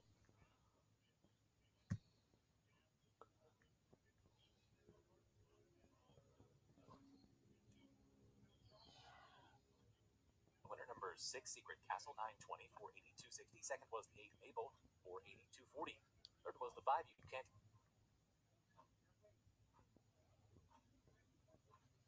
Okay, for Turfway Park.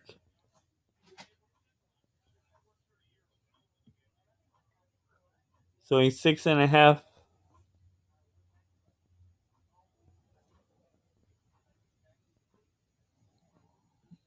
I'm looking at that 9 and the 6 right now.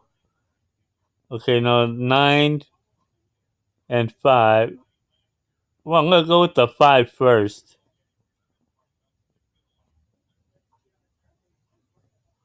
5, 9, and 11.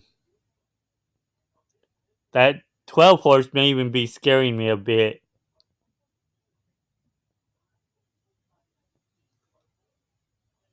5, 9, 11.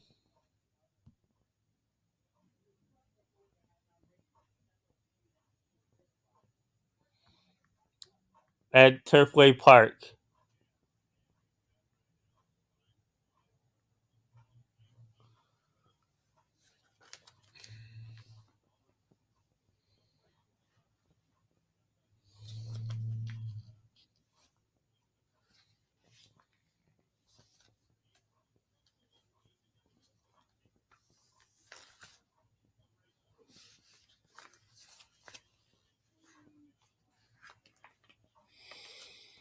Hmm.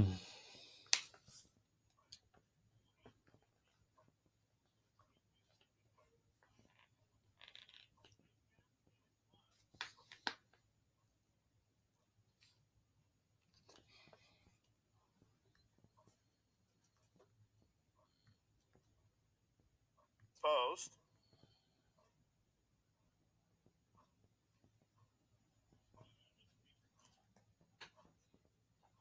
And they are off. Good beginning for Miss Pinkerton. Also quick into stride. There goes Satiate. And from between horses is Gemma's Gold. Out of the chute and on the main track, Satiate. She's made the point. Quickly opens up a length and a half on Miss Pinkerton, who's back into second. Gemma's Gold and Chase 6. They race third and fourth and about about 6 lengths off the lead already. Then a couple lengths further back to Promise Fame after a quarter 22-2. Satiate shows away by 2. Miss Pinkerton in chase mode from second. There's a margin of 4 back to Jim's Gold, who is in fourth. Check 6 is fifth. Promise Fame is on the move just in front of Lily Secret. Then down on the inside as they make their entrance into the turn, there goes Sweepin' O. Chasing Satiate shows way by a length. Miss Pinkerton still racing in hand from second. Jim is Gold, the long shot, closing in from third. Still 7 or 8 lengths back to check 6. And a couple more to Promise Fame as they race to the top at home stretch. Half mile was 45-1. And the leader, Satiate, the daughter of Kitten's Joy, opening up and driving on a 2 length lead. Miss Pinkerton still boxing on from second. Way out wide, Jim is Gold. Late on the scene up the inside. Miss Hart, 1/16th left. Satiate still finding. Miss Pinkerton still trying. Satiate is heading to the winner's circle. Satiate, another winner for Corrales and Ravelli had to beat. They win by about 2.5 in the end. Looked like Jim is Gold got up for second in that photo with Miss Pinkerton in 1:17-4. 6-7-12 was the order finish at Turfway. 6-7-12.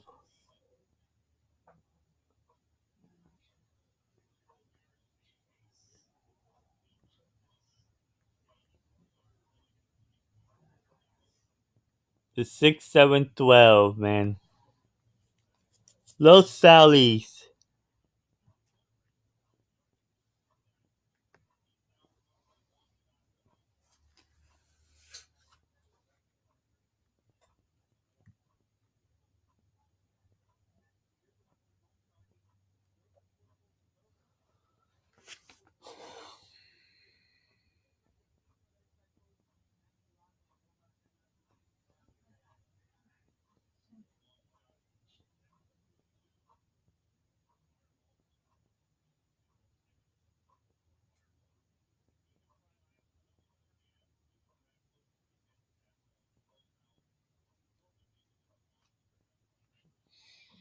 Hmm.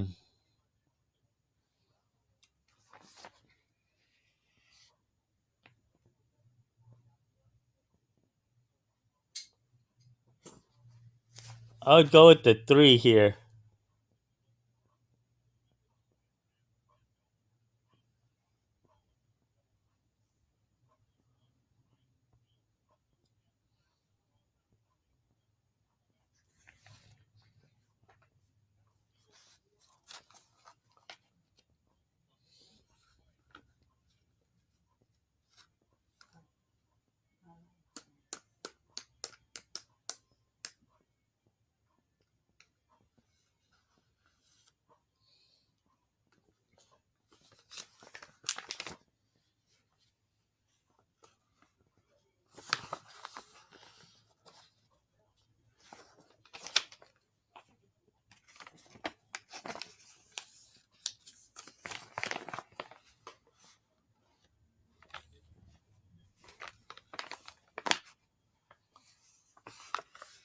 Hmm.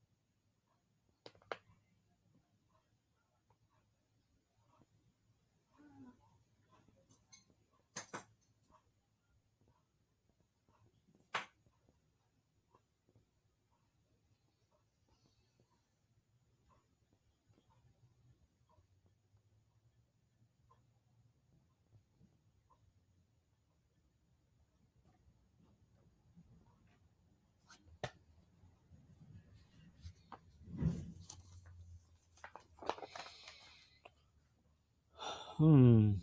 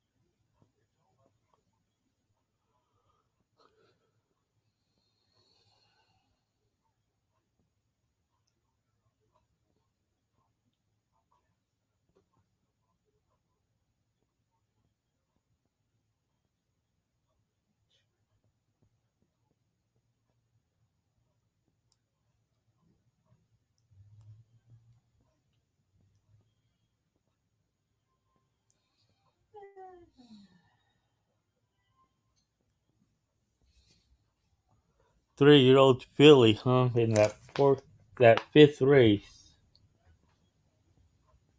Claiming price is $6,250.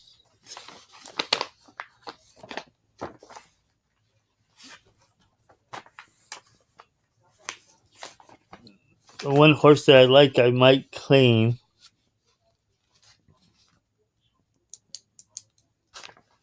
About to move in. would be the 2 Eagle Grove in race 5 at Los Al. Lone Sharky coming up to gate 1.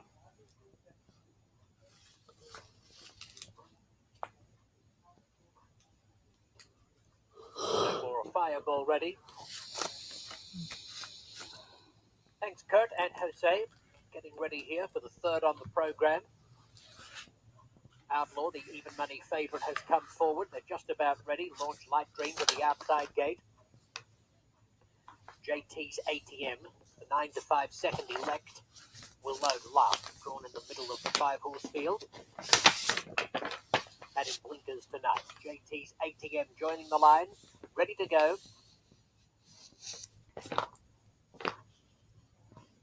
Set. Racing! JT's ATM is back near the tail of the field in the opening strides. Lone Sharky and Launch Light Dream get the best of the start from opposite ends of the line, and the quarter horse Sprintway onto the main track. Lone Sharky by 2 lengths, with JT's ATM taking up the chase, striding through the pack to second. Launch Light Dream third on the outside. Outlaw is 3 lengths off the speed, and a couple of lengths to No More Fireball. It's Lone Sharky being taken on by JT's ATM. Launch Light Dream 3 wide third. Outlaw follows the fence to the 3/16th pole, and Lone Sharky's beginning to lug. There's going to be an opportunity for Outlaw. He keeps improving stylishly at the top of the stretch. Lone Sharky by 2 lengths. Outlaw, in fact, going to come across his heels, draws within 3/4 of a length. Then JT's ATM, but up goes Outlaw. Outlaw taking the lead close to the wire is too good, and Outlaw has won from a 3-way photo for the minor placings among Lone Sharky, JT's ATM, and the fast finishing No More Fireball, who was strung on the gallop out along the inside. Chucky except that one race was in chalk. So this pick horse, it paid pretty well.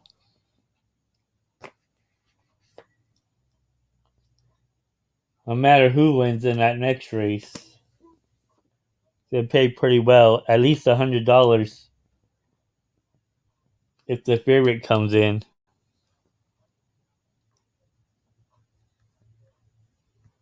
Number 4 is first, Outlaw. Photo finish second and third.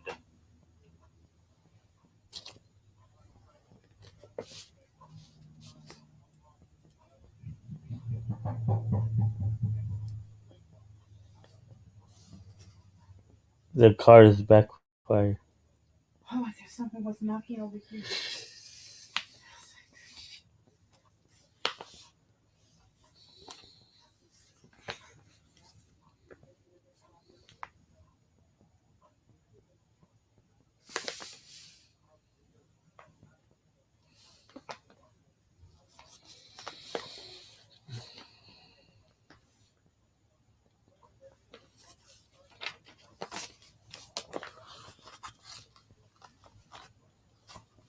You know, you guys might want to keep an eye on that 2 horse for next time it runs. Look how it was coming up late.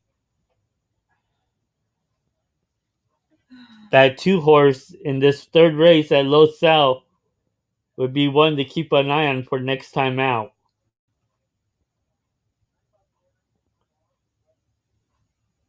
Was coming up late.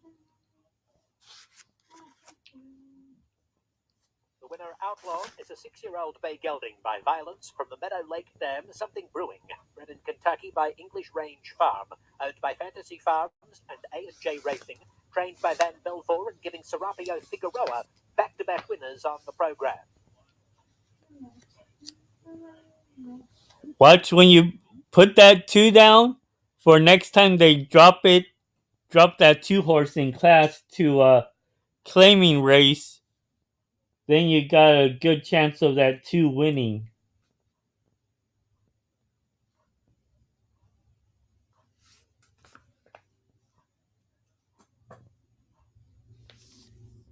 Because that 2 horse was coming on strong late.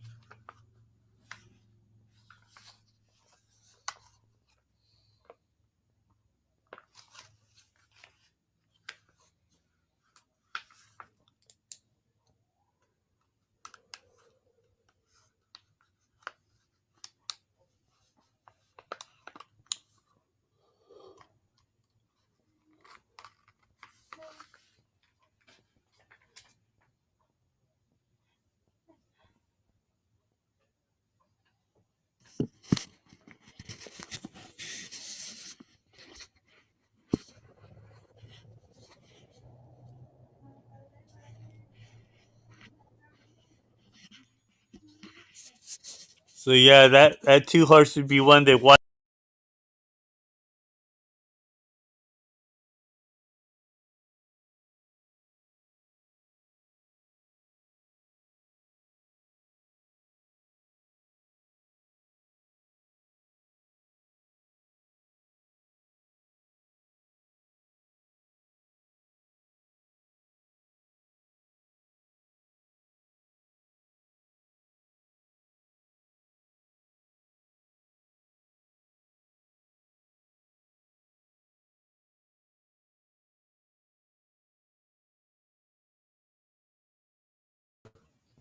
So next time that 2 horse comes on, look at it for a claiming race at the same distance. Should come on strong. Ladies and gentlemen, it'll be a dead heat for second between number 1 Lone Sharky and number 3 JT's ATM. Numbers 1 and 3 dead heating for second. Number 2 No More Fireball finished 4th. The time 52.98.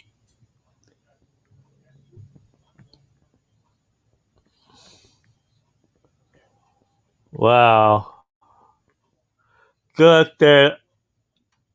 I don't think I have time to put up that race. Let me see.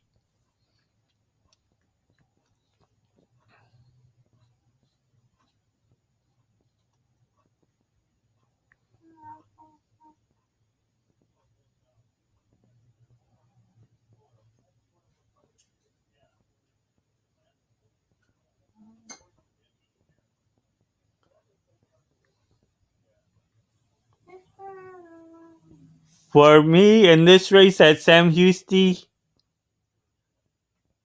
oh boy. Most of these all read short distance.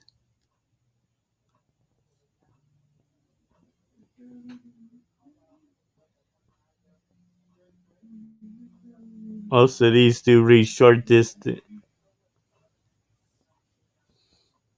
The 3 is the obvious one. It looks like obvious because it has the pedigree for it. Go Zapper on the top part and so forth. Um,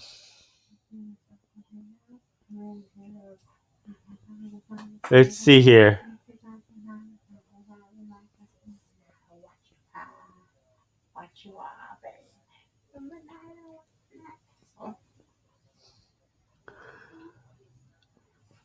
For me, Runners now in behind the gate. It's post time. Post time for tonight's 6th. Start of the pick 5.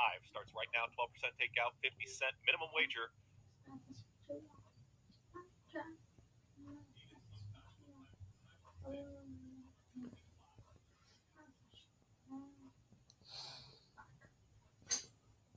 this race is difficult here for me. For a price and probably to come into the exotic plays, I like the 11. Flew by you.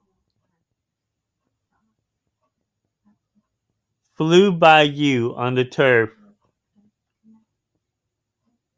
Should do pretty good.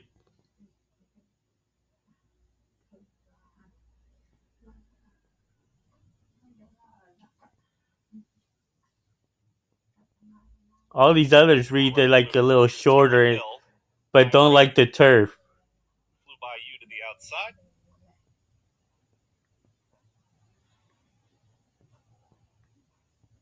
All in line. Possibly that 8 as well. All set.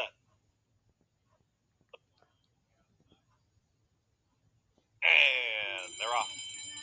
Speed from Tiebreak, who goes right out to the front there with Twilight Curfew. Go Big Green down towards the inside, looks to hold position at Indie Lover. Indie Lover and Go Big Green out of the chute from the outside. Tara Hill wants to be in the early mix there with Pie Killer. Little rank is Twilight Curfew in the green cap. Now settled in fourth. Carvis Bay is going to be patiently ridden there, safe some ground inside of Twilight Curfew, who's very tough to handle. Just had to check off the heels. Further back comes Tiebreak, who did break on top, is towards the back with Flew By You, Balbina, and Strike of Honor. Try to back off the pace here on the front end. It's Go Big Green with half length in front. Pie Killer outside in second. Indie Lover in third. Then comes Tara Hill in the fourth position. Twilight Curfew starts to settle just a touch. Carvis Bay is in traffic there in sixth. Moving forward is Flew By You. Balbina is towards the back of the field with Tiebreak, and at the back of the field, it's Strike of Honor.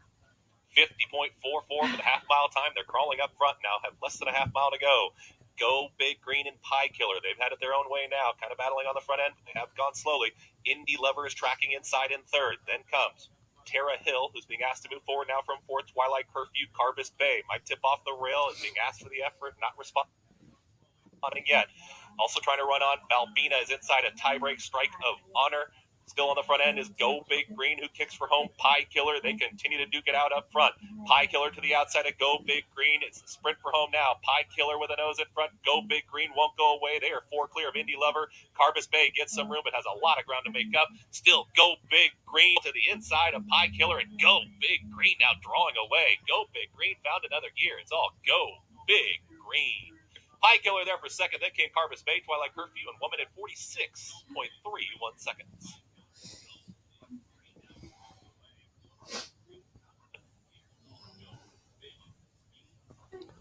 Go Big Green, the number 3, was the winner.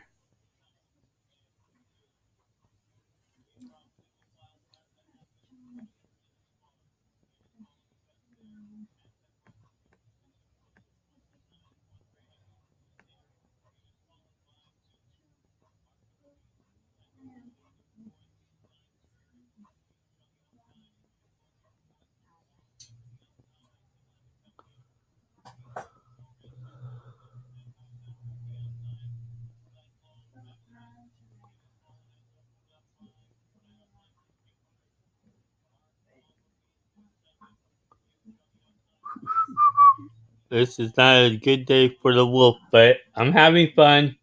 It's horse racing.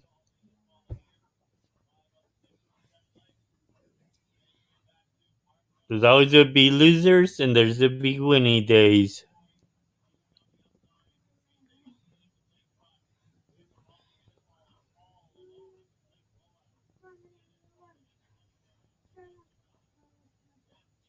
Let's see, Charlietown.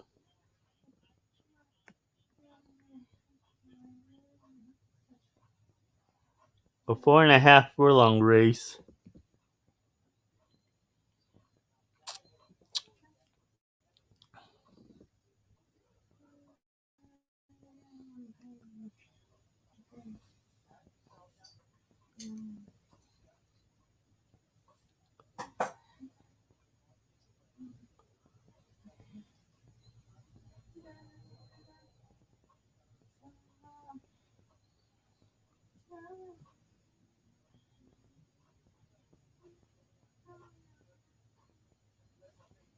I would go 4-1. Although that 5 is a chalk there. 4-1 at Charlietown.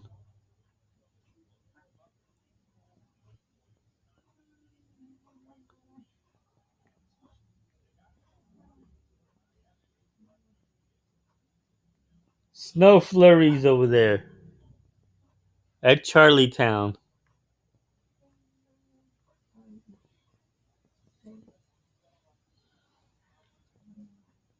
The horses are approaching the starting gate. It's post time for the 7th race.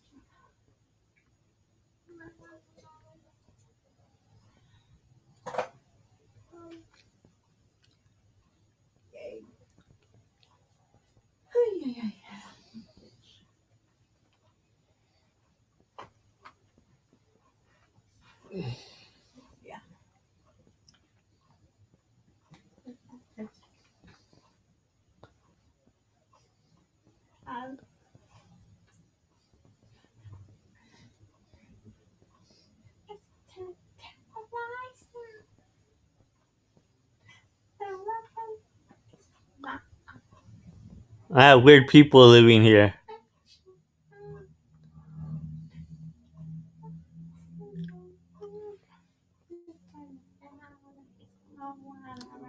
Okay, I'm gonna go 4-1 over here at Charlietown.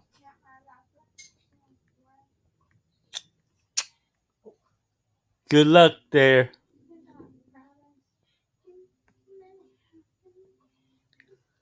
To the front, victory chimes, Castle 5.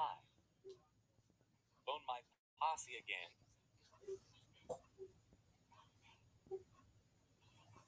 Day the music died. Two left to load. Union Grace. Last one in will be Spokane Eagle. Goes in. They're in the gate.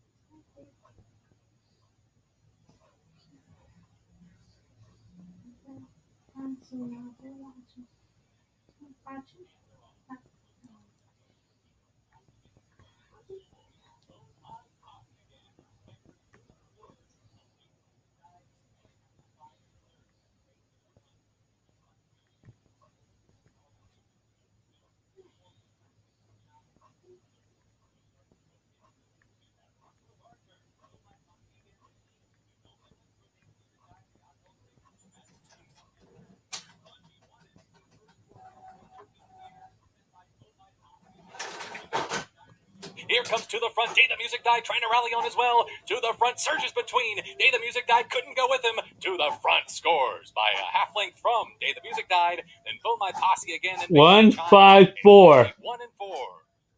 1-4. 1-5-4.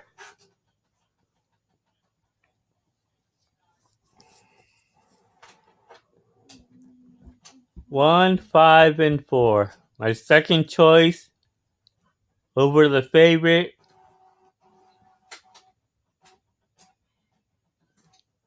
Over my top selection at 7-1.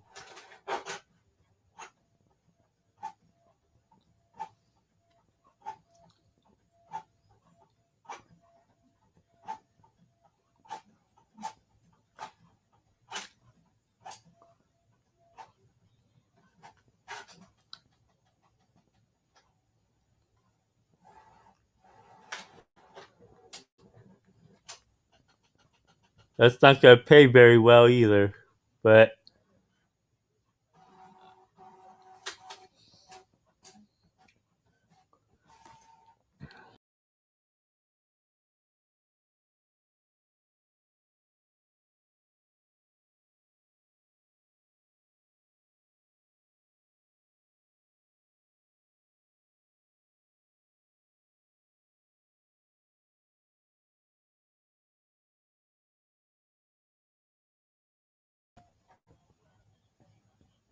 you got the 2 and the 5. Good luck. The 2 and the 5.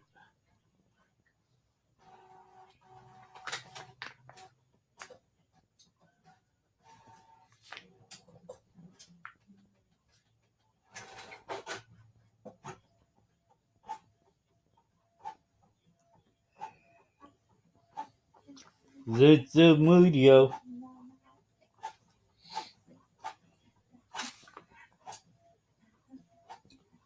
For the late pick four, I got it 3, 5, and 6 with the 1-5, with the 1-4, with the 135 in the last leg.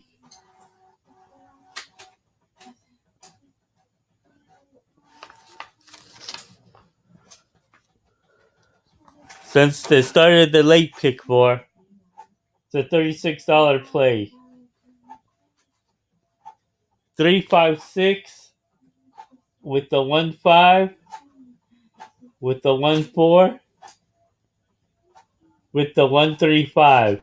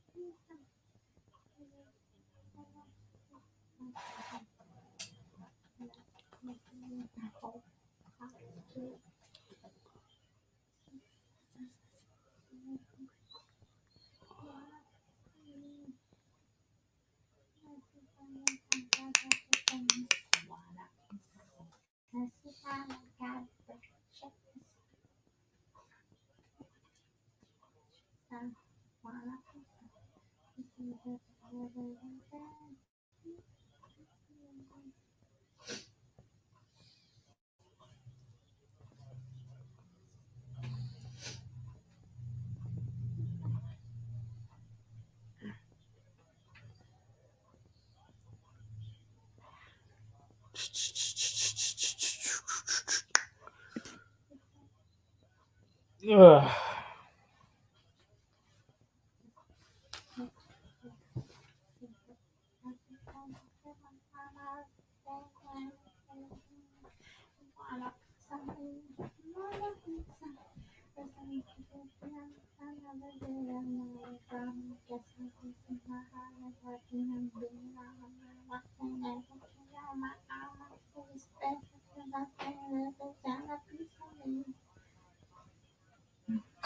Mrs. Lifestyles and the riches and this and want a piece and this is oh my god, this is machine you want a piece and this extra distance you want a piece and then this is the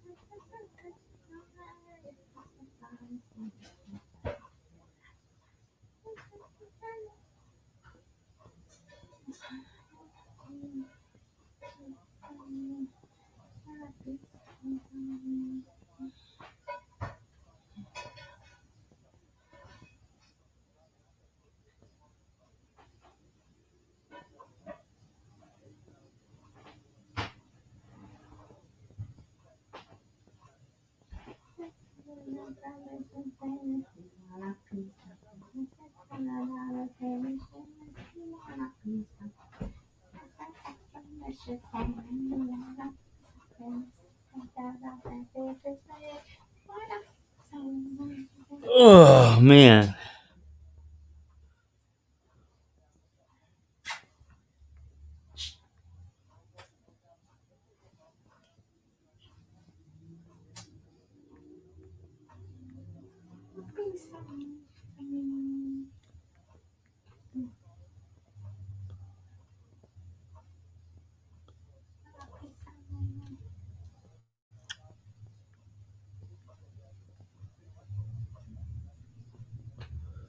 Okay, let's see here. 3 minutes. Race number 4, closing out that early pick 4 is a field of 7 going post. Actually, field of 6 with a scratch of a 3-6 cartel. We have exacta, trifecta, superfecta, midday double, and late pick 4 underway here at tonight's 4th event. We'll go to 6 our top choice. Fox Fan claimed the last 8 effort by George Felias. His numbers are very good off of the quarter word climb. Horse was a nice second with some trouble along the way. A low frax, struggled a little slow and brush, but finished well versus a well-met winner. We'll make this one our top choice. The 5 will be our second choice. Seis Grace for Mike Robbins of Lacey's comes off this horse. This horse got fractious last time, back bobbled and skied, but didn't finish a better look that 5th with some trouble along the way and has a look here as our second choice. Then we'll go to the 2 apolitical honey for Valentine's, and many of his numbers are very good. Second time off of the claim will be our third choice. And 4 is Check Me Out. Horse has been away for a long time, 182 days, but the horse a B-minus worker prior to a trouble debut was showing some run and did return with a nice work at a 12-4 solo. I'll give it a B plus minus, so definitely moving forward here, and he looked good on the track there for Jimmy Glenn and company in tonight's 4th event. Exact, trifecta, superfecta, midday double, late pick 4 underway in race 4. Let's go to 6, Fox Fan.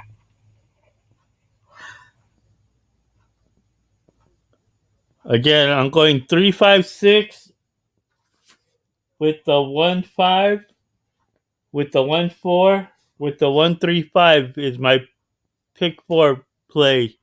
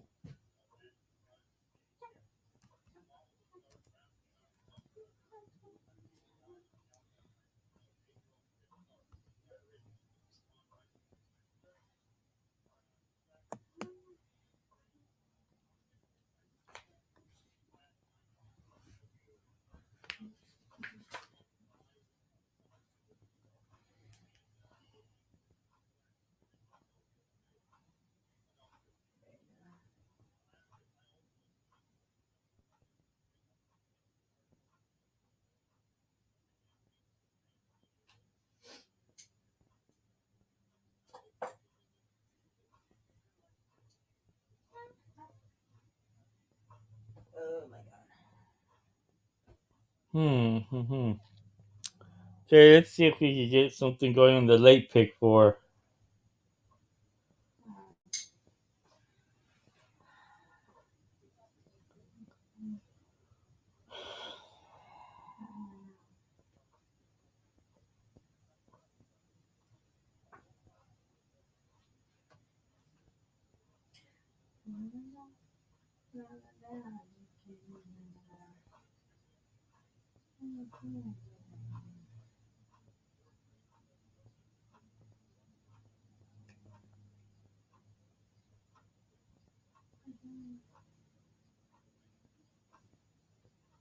Okay.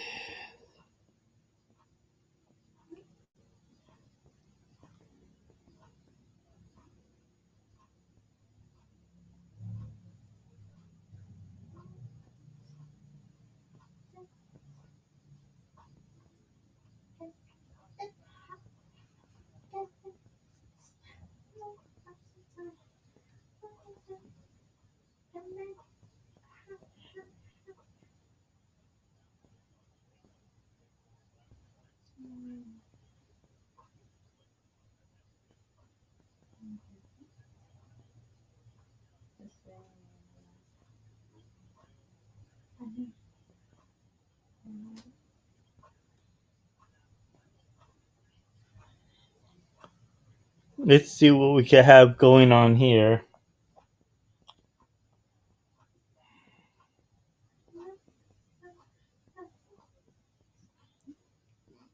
It's just one of those slow days after all these stakes races.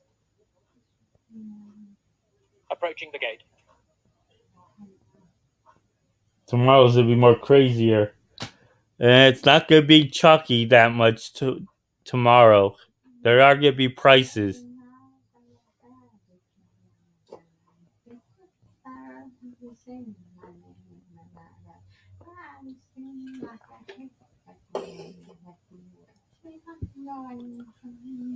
This would have been a perfect day for Derek to make a little bit.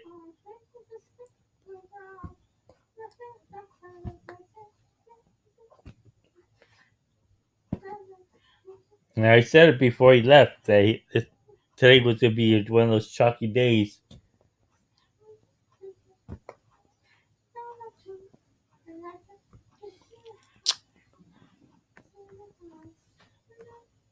They're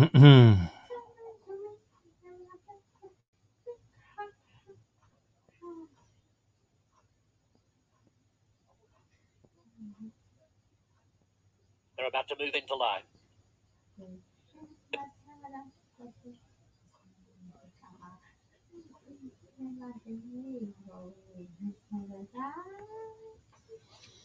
Hmm. Face Grace coming forward with Apolitical Honey.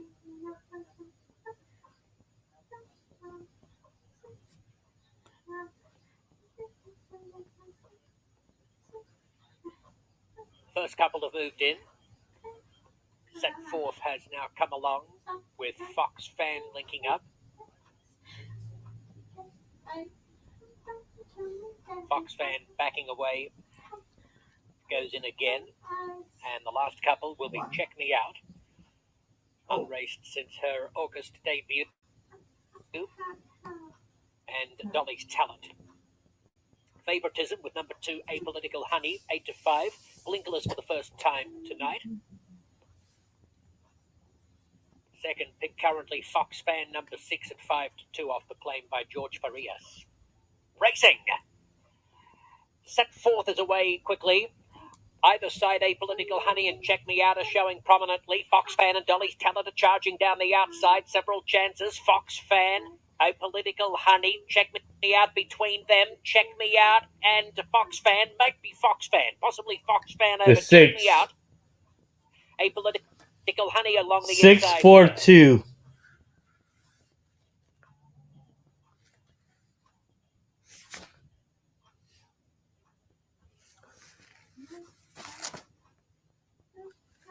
Six, 4, 2 it was.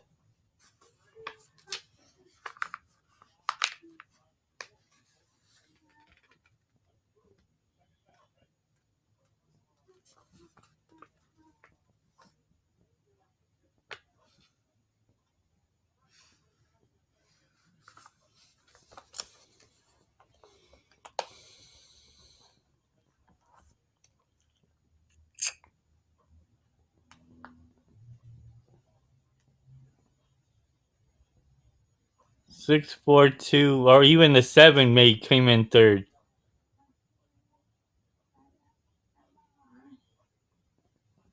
Oh, it was a 2. 6427.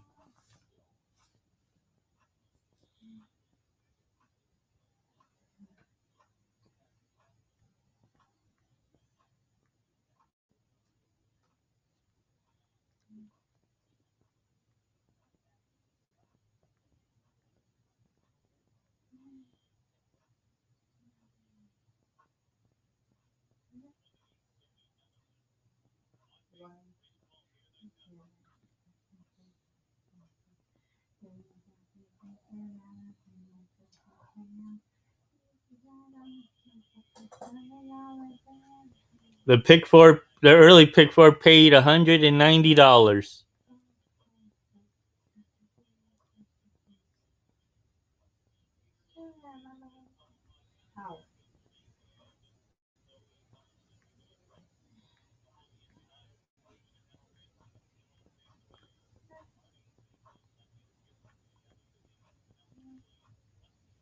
The race time 17.25. 17.25 seconds. Closing split 9.89.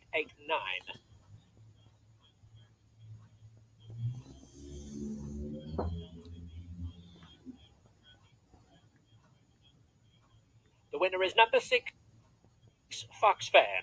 Second is 4, Check Me Out. Third, 2, A Political Honey. Fourth, 7, Dolly's Talent. 6427, Sanchez aboard. Ramon Sanchez.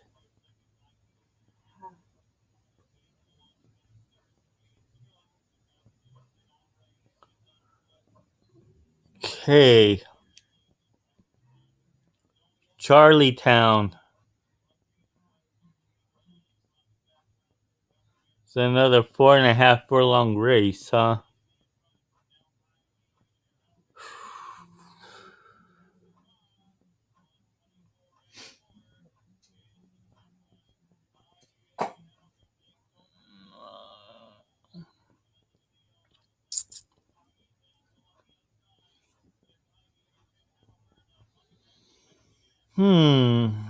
Okay.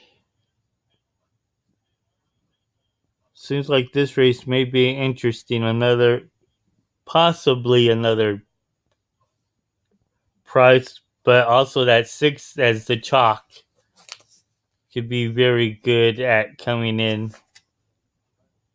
But will it get the perfect trip? That's the thing.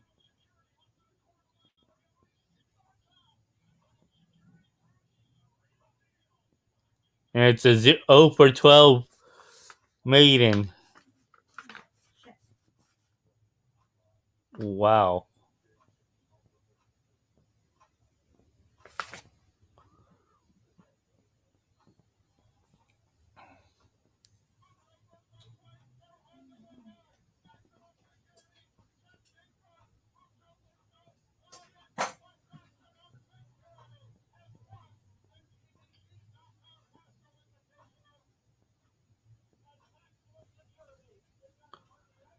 My top selection is going to be the number 1, Queen Cantheros. My second choice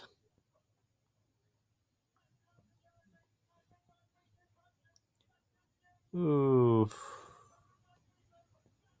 be the number 8, Stylist Paint.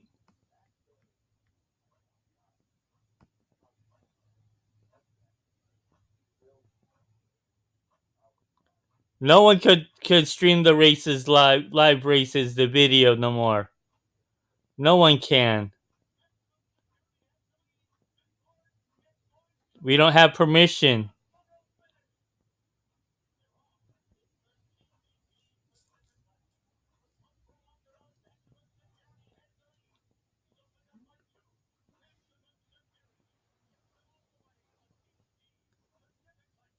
Yep. The big guys are fighting us because they don't want to lose money. If we show it for free on YouTube and all that, they say an excuse that it's not our own material, but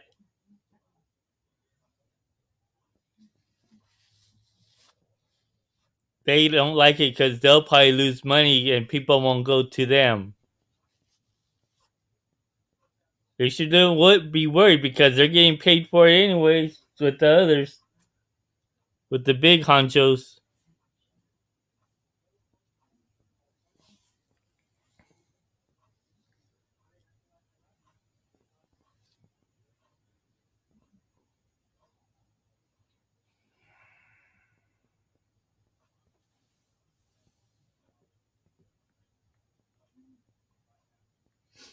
No, I can't lively stream the live races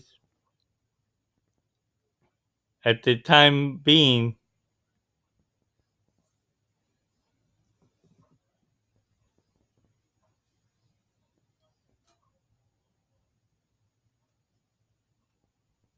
The one in the 8 at Charlietown.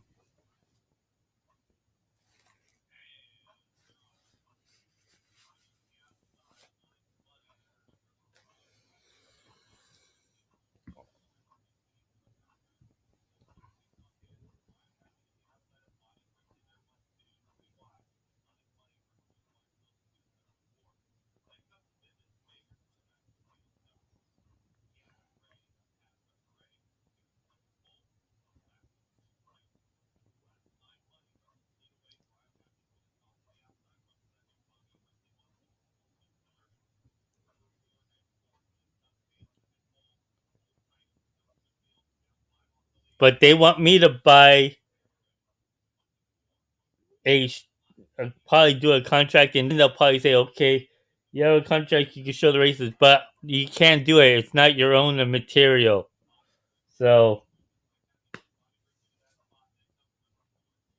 well, I'm not showing them. I'm letting you guys hear them like a radio. So that's totally different. I'm not showing their watermark or nothing.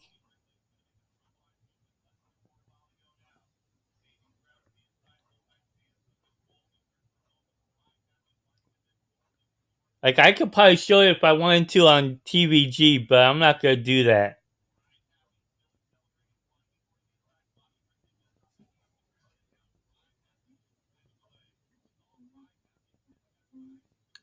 All the places you go to that you watch it live stream, they have the watermark, so you can't do it.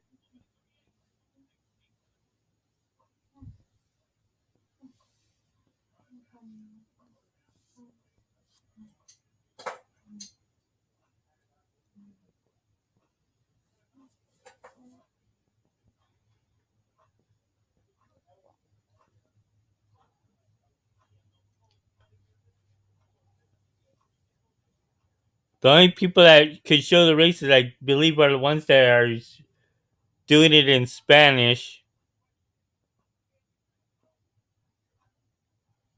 So, and one of them works for the track. So, but I haven't even seen them. They usually do it as much as they could as well on YouTube, but I haven't seen them at all. They shut down that equine with Scotty McKeever. They shut him down.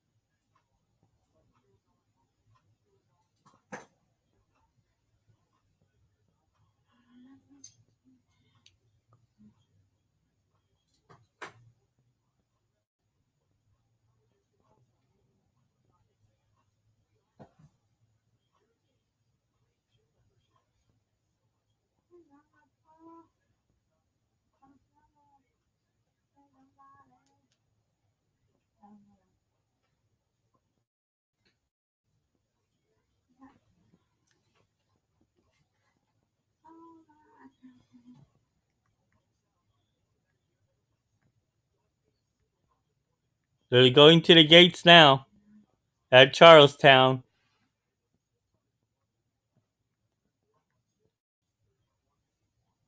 Again, I'm going with the 1, 8.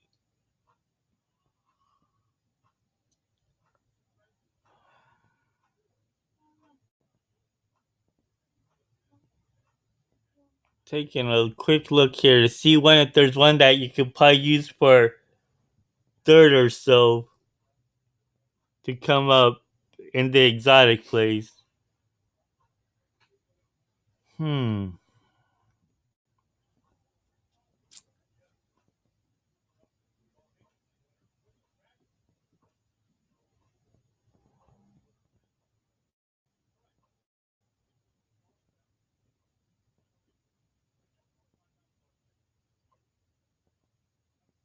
Maybe that 7 horse could be into the trifecta or superfectas in some way.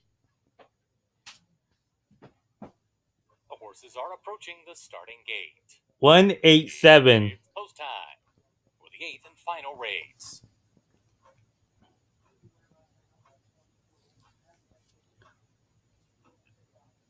So you're not finding anyone hardly ever doing it. Scotty McKeever can't do it. And he used to work for TVG and all that. But he was using the one with the watermark.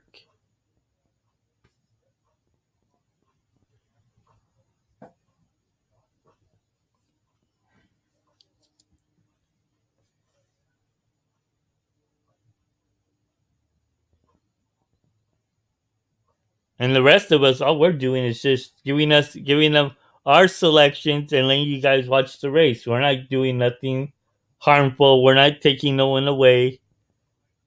You know, they probably didn't like it that we were getting thousands of people watching us.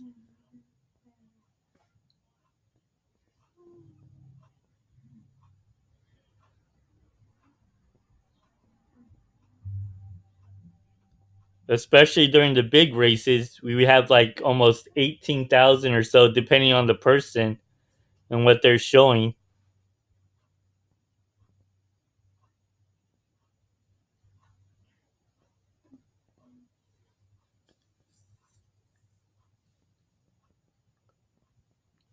They're in the gate for the finale. And they're off in the nightcap at Charlestown. Good start for the favorite Bella Gianna. She's up in the early mix as they head out of the shooting onto the main track. Hot Possibility sticking right with her. But now Bella Gianna dispatches that challenge and opens up a 2-length lead. Zippy Joe now picks up the chase from second. Outside goes Stop Talking up into third. Then comes Hot Possibility. She's now back to fourth. Stylish Paint away in fifth. Then comes Doves Out, who's been angled to the outside to put in her run, followed by Queen Cantharos, and the trailer is Wild Cappuccino. Racing into the far turn, Bella Gianna at odds on is just over length in front of Stop Talking. The favorites are 1-2 with 3/16 of a mile to go, and they appear to have it to themselves. They are 5 lengths clear of Doves Out, who's made it up into third, but as they turn for home, Bella Gianna turns them in. Bella Gianna opens up on a 2-length lead here. Stop Talking took a run at her around the turn, but Bella Gianna still finding on the front end. It will be Bella Gianna to take the nightcap by almost 3. From Stop Talking, then Stylish Paint. Today was just a chalk day today. Was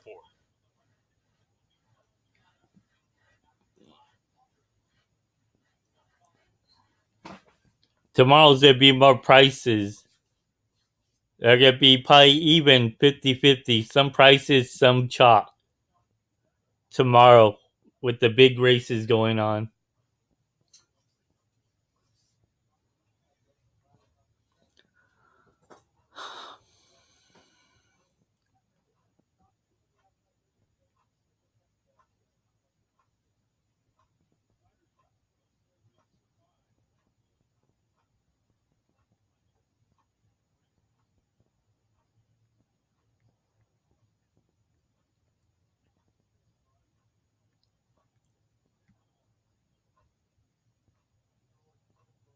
So, yeah, let's see what we could do.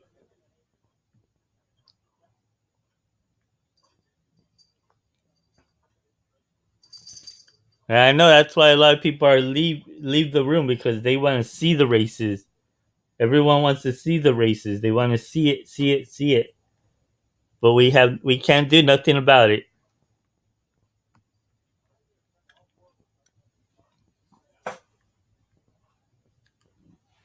Yeah, I'll be on. And I did a podcast on who I like at the Fountain of Youth Stakes. It's on YouTube and on my podcast site.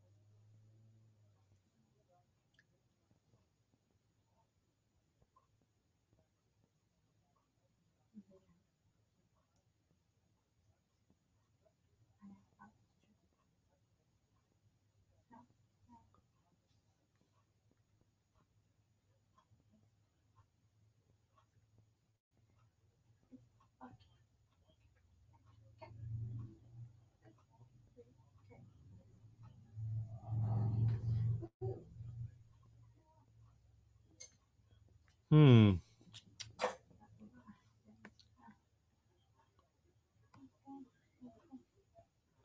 The one horse that I would think about if I had my my license and I had the money for it, one of the horses I would think about claiming in this race would be the number 2, Eagle Grove. Alamtos race number five.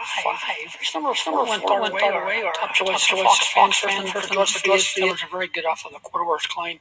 Was a good Yeah, get that off. I don't like that guy.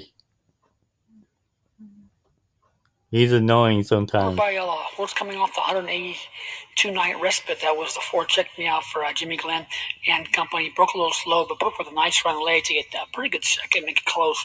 Race number 5, we have exacta, trifecta, superfecta wagering along with the final pick 3 this racing evening. Race number 5, we go to the 5 magical prizes, our top choice there for Jesus Mendoza. This horse comes off a runner-up effort for 8,200.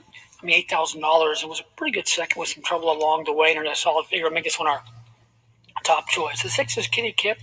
Was a better than look fourth win last season. Did break slow, was behind horses, but had run cross. Angled in and finished pretty well, but gets that outside post and has done well from the inside, so why not good from the outside? Crush him from the inside post back in January. Make this one our second choice. The 4 will be our third choice. Zooming by fast for Valentine's. Video's numbers are very good. First time runner in his shed. Rather than, of course, the 2 Eagle Grove also for Valentine's. Been look third last time. That 5 is a fighter. Fourth number in times 50 event. Exact, trifecta, super effective. Final pick 3 this Friday evening of races. Race 5. Let's go to the 5 magical prize. The favorite is a fighter. Doesn't like it that much how it's being grasped and tightly held on.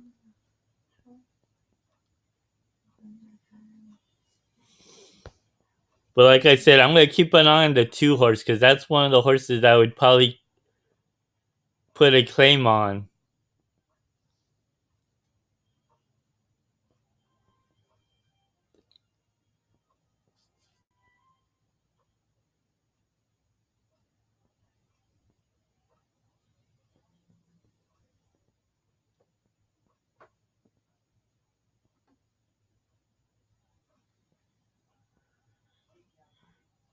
Oh crap!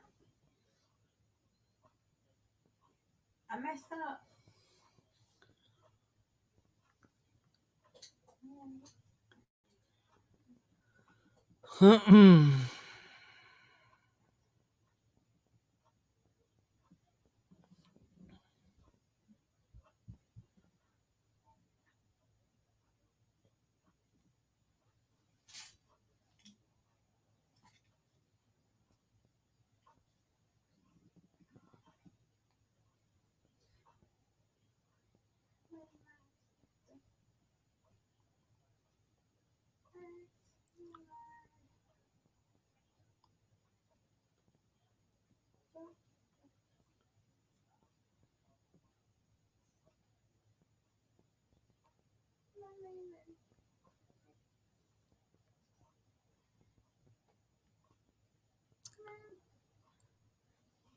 So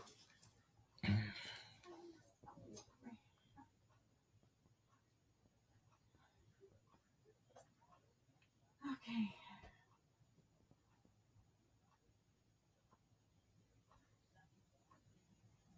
Okay, ya no.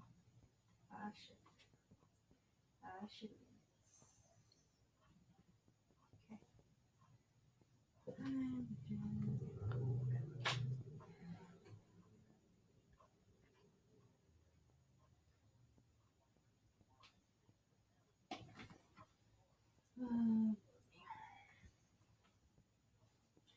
I'm not gonna watch it. I'm just listening to music. Or you're just gonna have it on. Okay.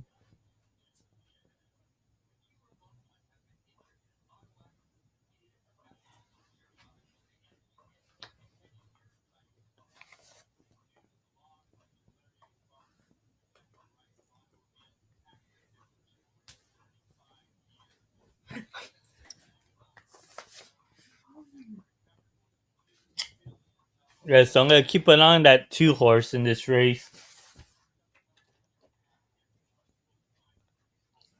Eagle Grove, possible one that if I had the money and my license already, I'd probably put a claim on that one. On that one,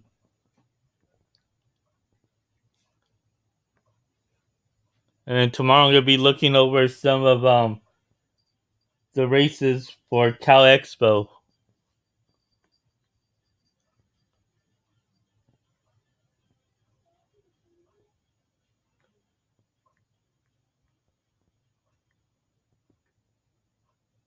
So subscribe to my channel, like the video, suscríbete a mi canal. At least we could hear the races, and I'll give you my selections. Everyone has their good days, and everyone has their bad days.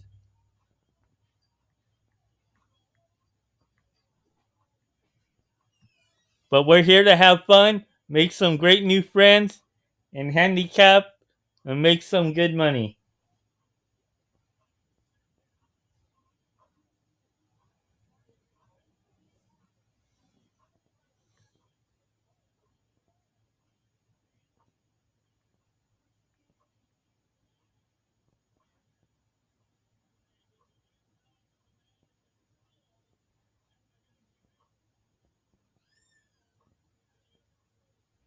The field is about to be placed into line.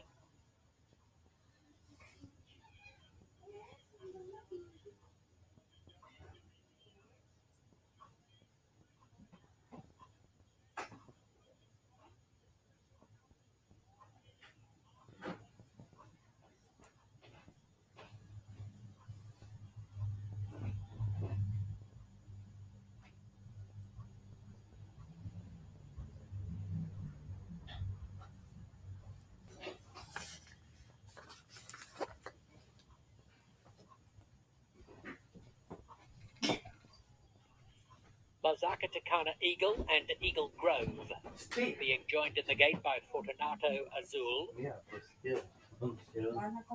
Here comes Zooming by Fast. Long shot stablemate to Eagle Grove. Now Magical Prize being locked away. Even money as he enters gate 5, and Kitty Kip will be the last in. Set to go. They're ready. Racing! Very slow. Gee, there's a lot of trouble. Magical Prize broke inwards very sharply. Fortunato Azul and Zooming by Fast were both slowly away, badly compromised. It's Lazaka Takana Eagle headed by Kitty Kip. Eagle Grove running on well, but Kitty Kip now 2 for 2 beneath the run. The 2 came in second. Drawing away from either Eagle Grove or Lazaka Takana It went 6-2. Dare I say, there will be a steward's inquiry. Wow, man.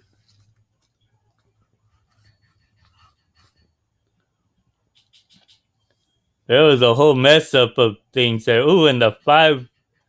Ooh. A 5-horse squat. Confirming the obvious that there is a steward's inquiry into the start. But I loved how that 2 ran. Standing by for the That would be a great clean horse there for next time. Woo.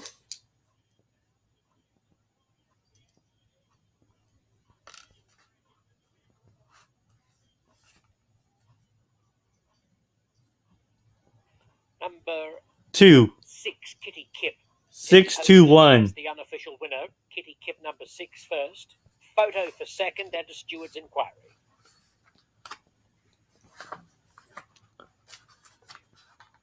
Because the 5 was the favorite and something happened, that's why they put the inquiry.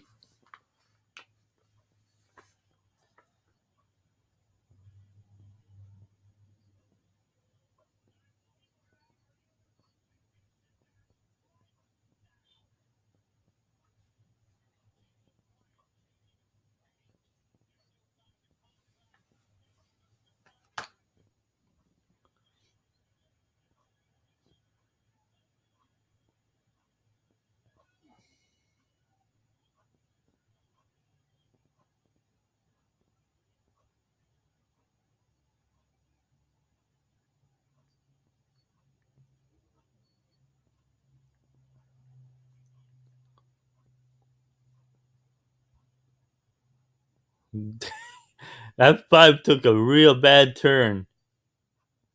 Went way inside and compromised a whole bunch of horses. 15.95 seconds.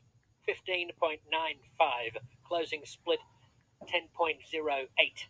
The unofficial winner, Kitty Kip, is by Kelly Kip from the Corona Cartel mare, Corona Kitten. She's an 8-year-old brown mare, bred in California by Vinewood Farms, owned by Lorenzo Gomez, trained by Adriana Vallejo, and ridden by Erasmo Gasca, who was on board for Kitty Kip's maiden win last month.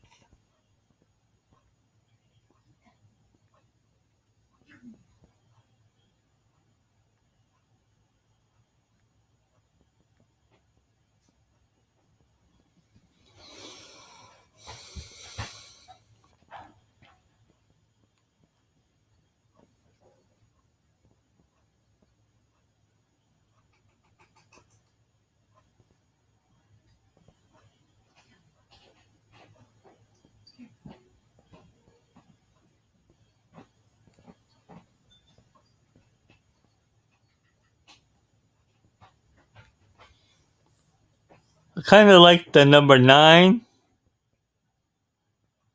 and the 12 at Sam Houston's in their 8th race. Second after the photo is number 2, Eagle Grove. Third, number 1, La Zacatecana Eagle. Fourth, 3, Fortunato Azul. 6-2-1-3 after the photo finish for the minor placings. And the stewards are disqualifying number 5, Magical Prize, who finished 5th, and placing him 6th behind number 4, Zooming by Fast. So the 5th and 6th numbers are reversed, having no impact on the mutual payoff placings. And the result is official. Placings officially 6-2-1-3. But I like how that 2 ran. I'm keeping that one definitely in my stable. $1 exacta, 17.10. The $1 mid card. And that would have been a good claim there for that to have that 2 in my stable. Once I get my license going, that's one of the horses I'm looking at. $23.10.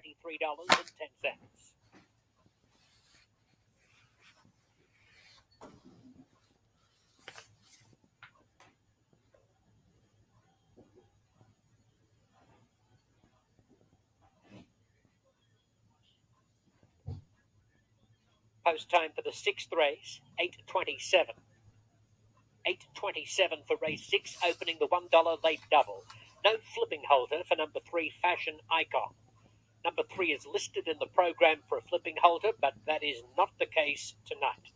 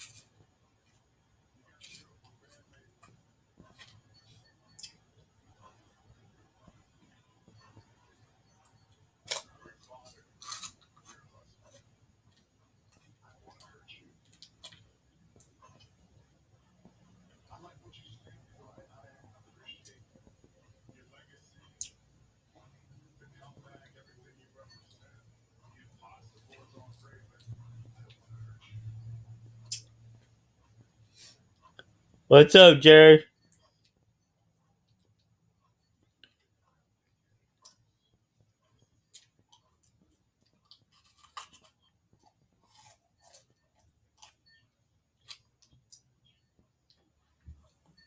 Way to go there.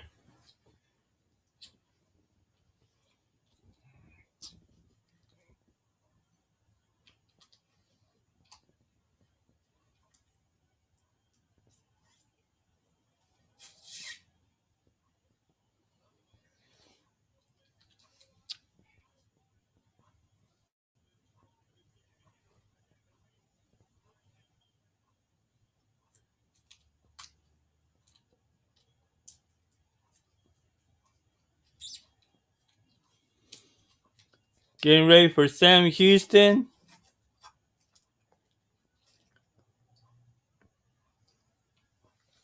I'm going to be going with the 9 and the 12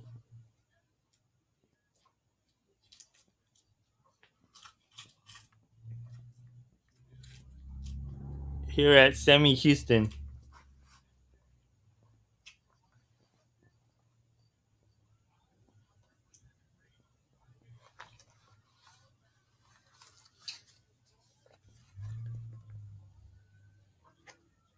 Runner stepping on to the John B. Connolly turf course, now approaching the gate.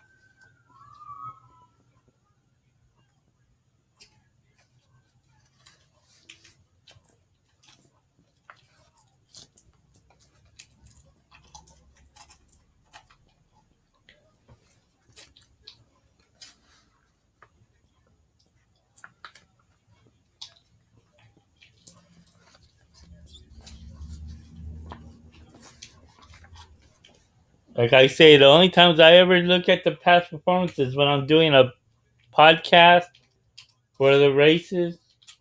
But the rest of the time, I'm a speed capper.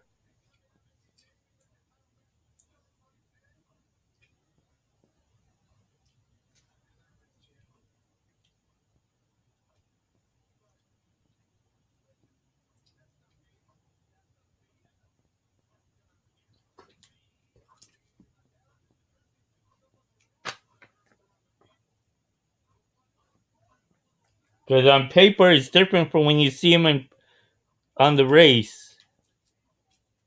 You got to think of that. That's why I always do speed capping, because you can look at it on the paper and say, okay, it looks good. It ran pretty well. The workouts are good.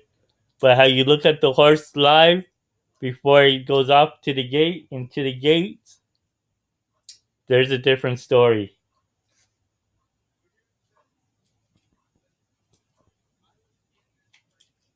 But that's how I handicap.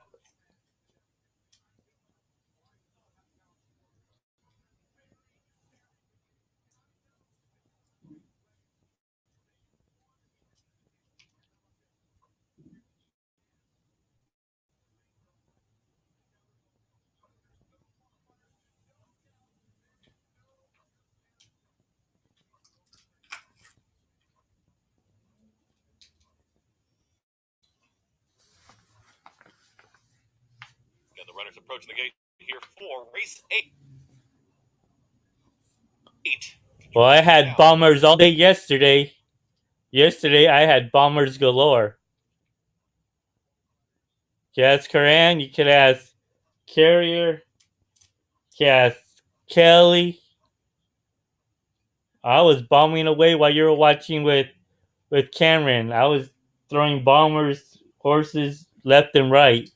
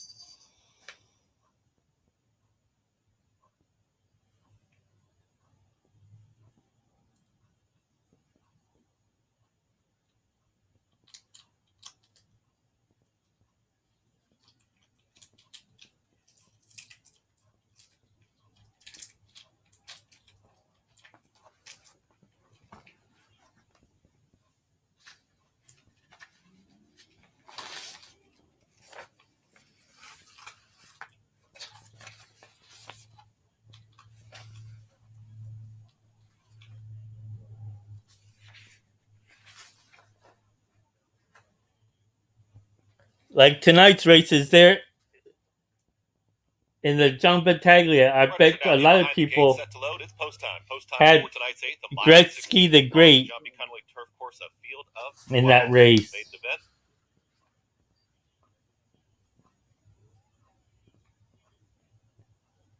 Hardly anyone figured that the 8 was going to come in. Probably used it in their plays, but that wasn't their top selection. I didn't have that horse.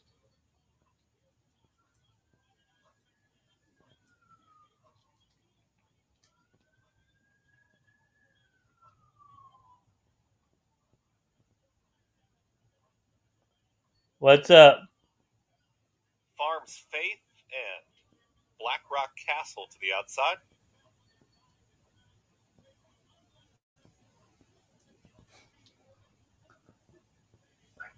All in line. Almost set, but Truly Danzig just comes right out the front of the gate there. Front of the gate opens. Didn't get anywhere, but Today's been a rough night for me led back around because it's been chalky.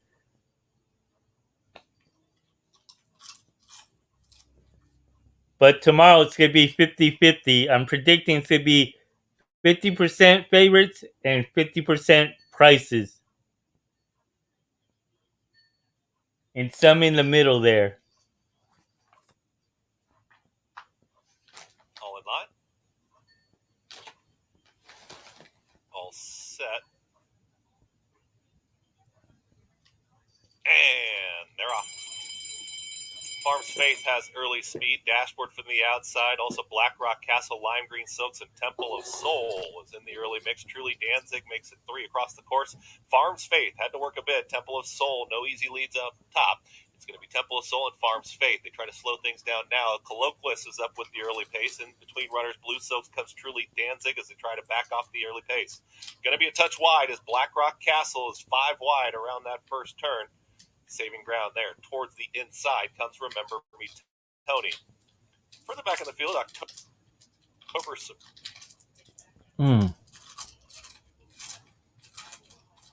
is in the Brewster Silks. Then inside of that one comes Tresario. Dashboard is about 8 off the lead. Then comes Goliath Ridge. Towards the back of the... Well, I don't mind if you post your selections. Everyone's all right to post their selections. You know. Dashboard is going to be a touch wide. Saving ground to the inside, Tresario. Very wide is Goliath Ridge, and going to be 6 wide as Red Eclipse. The sprint is on now at the back. Weekend Gangsta.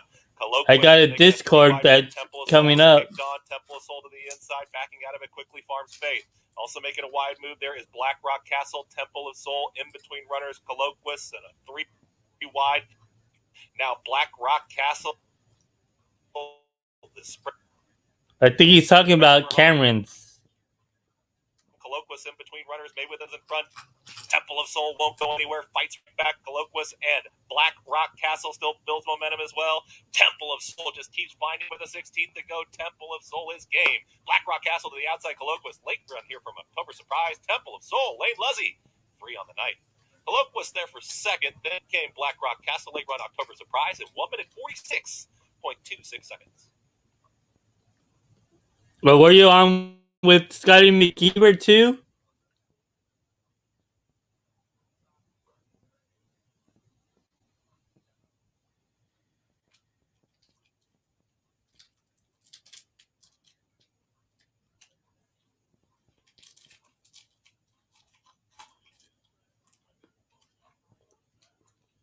It was just chalk fest today from when I'm picking certain horses.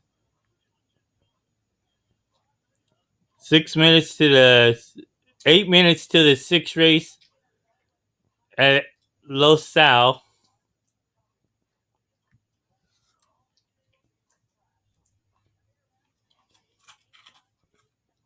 Moving on to the track for the 6th. Hey, you got my YouTube page. You can send me a message through there. Send me your info if you like. 3 years and up. Opening the $1 late double in 7 minutes. Number 1 is Talayo. owned by Rodrigo Gasca, trained by Jesus Mendoza, ridden by Erasmo Gasca. Number 2, Fly and High, owned by Juvenal Ruiz, trained by Rodolfo Viramontes, ridden by Armando Viramontes. 3, Fashion Icon, raced by Mimi Wells, trained by Matt Fales, and ridden by Armando Cervantes. No flipping holder tonight for Fashion Icon. Bel Kiki carries the number 4 saddlecloth for Jose Valdez. Jesus Nunez is the trainer, and Adrian Loza is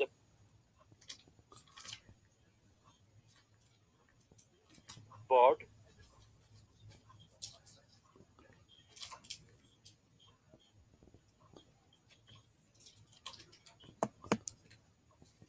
But partnered by Ramon Sanchez.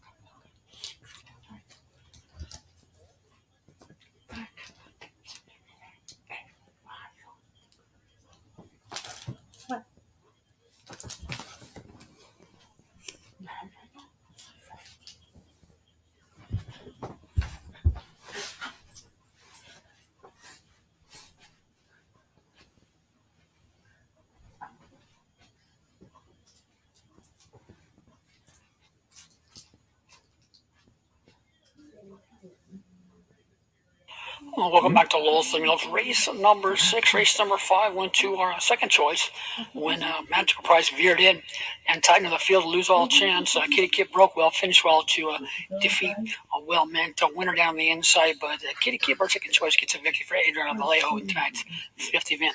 Race number 6 is a field of 6 closely matched affair. One of the 3 is our top choice. Fashion Icon here for Matthew Fells and Martha Wells. This was a better than the 4th one last seen here recently on January 9th. Didn't get a whale that well, broke slow, was bumped back and crossed. Angled in and finished pretty well the final half of the affair. Turned a pretty good number. We'll make this one our top choice. Up on the outside is Fusion Corona. Drawn well to the outside, broke the maiden impressively. 2 races back under a solid figure. Last time against the Allowance Company, lost all chance, but had some run and draws well tonight. Make that one our second choice. And we'll go to the 5. Still chance here. Price playing a racing card. Comes off a strong effort, better looked effort. Kind of hopped away from the gate and finished steadily last time and earned a decent figure for that. That was against Open 12-5, multiple lifetime winners facing many other horses in here with not quite as many victories. But has a look here as our third choice. I'm going to go to Flying High for Rodolfo Viramontes. That's the same race as our top choice does, and had some trouble and finished steadily. Make that one our 4th number and taking some early attention for Rodolfo Viramontes. Exacta, trifecta, superfecta, late data one race number 6. Let's go to 3. Fashion Icon.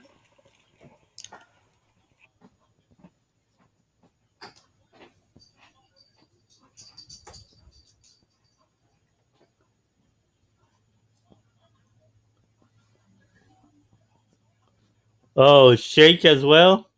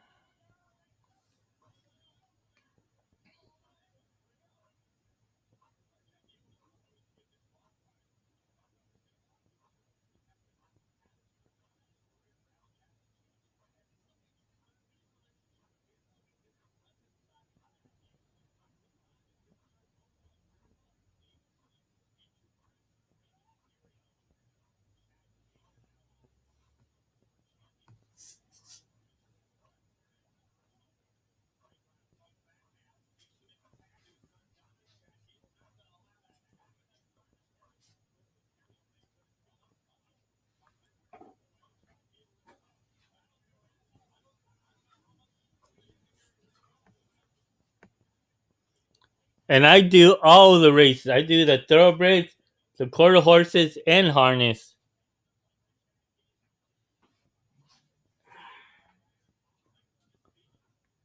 So my mind's cluttered up with all these thoughts and all that of the races.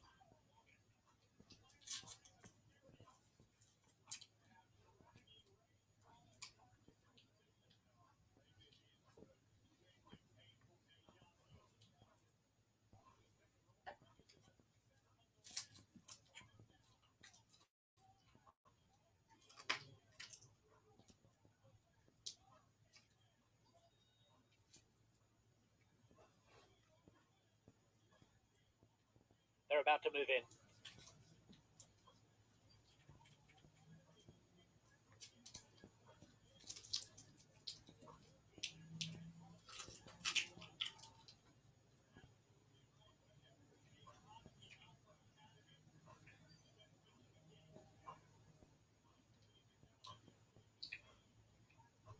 Talayo comes up to the inside gate. Only runner utilising a flipping halter. No flipping halter tonight for number 3, Fashion Icon.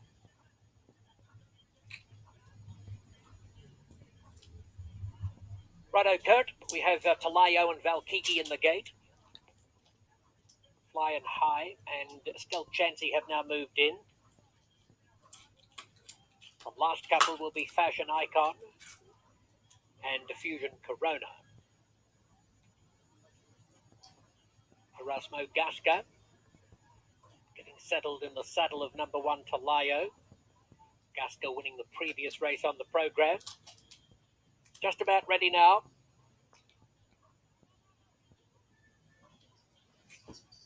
All set. Racing.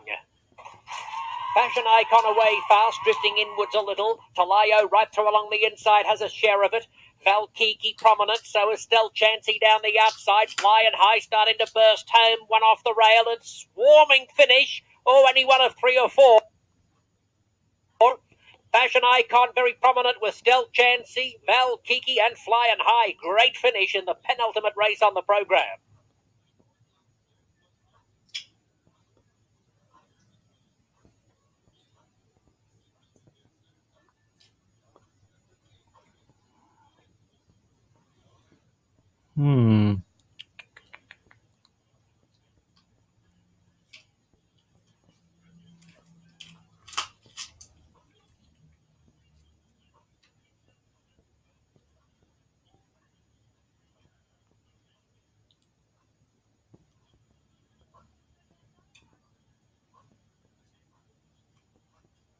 For which card?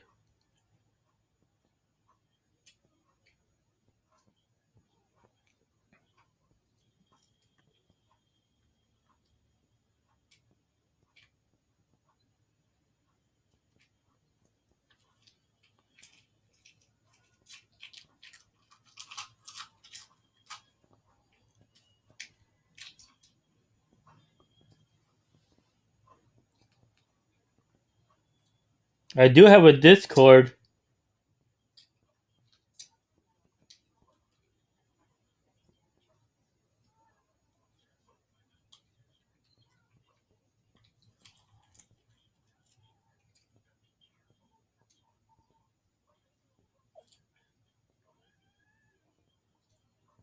My Discord name is Aztec Pride Racing.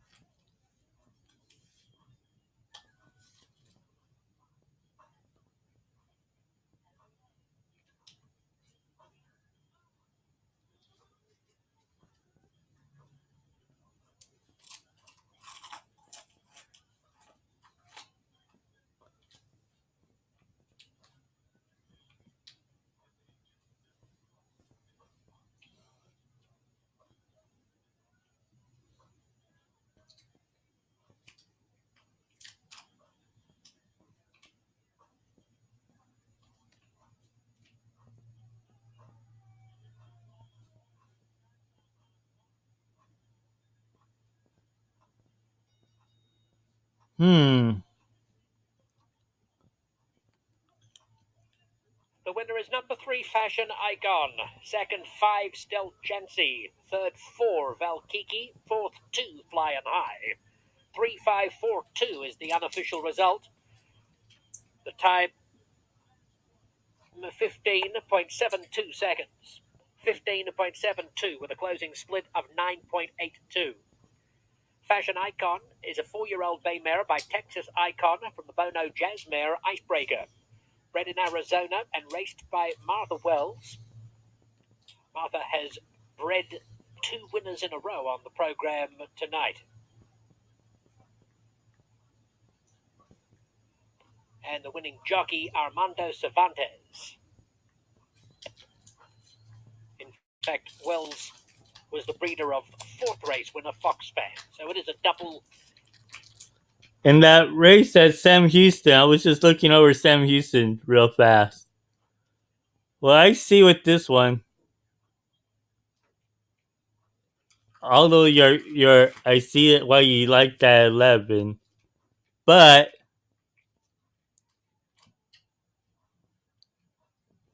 ones that I think they may come up, they show a little bit more in the races.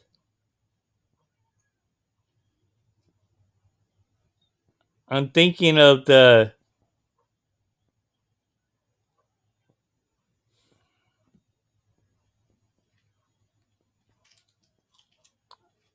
I'm between 2 of the horses that I like.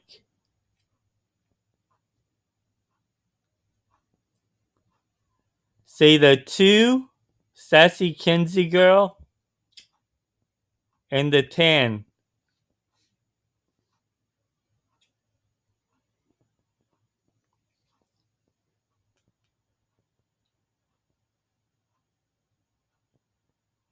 Send me a request. I'm on it right now. I'm just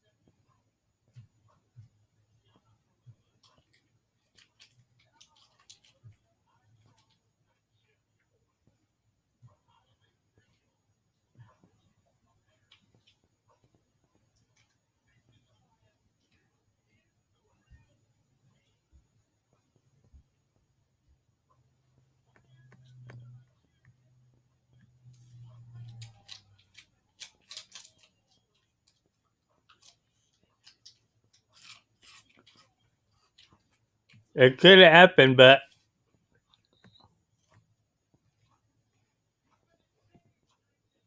let me take a look here. Let me see how they're still out there on the walking ring right now.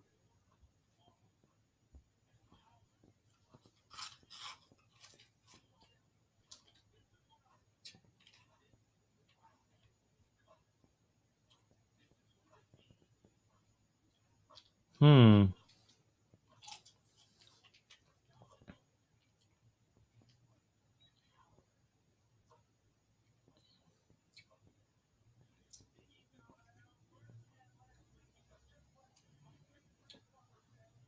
Right now, how I see that 11 looks asleep, but wait until it gets onto the track.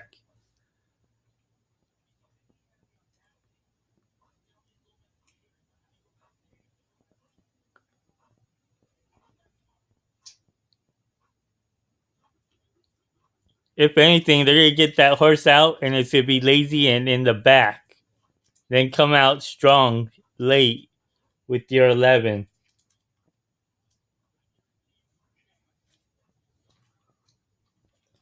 That's what I'm thinking. The way it looked like to me, the way the horse looked.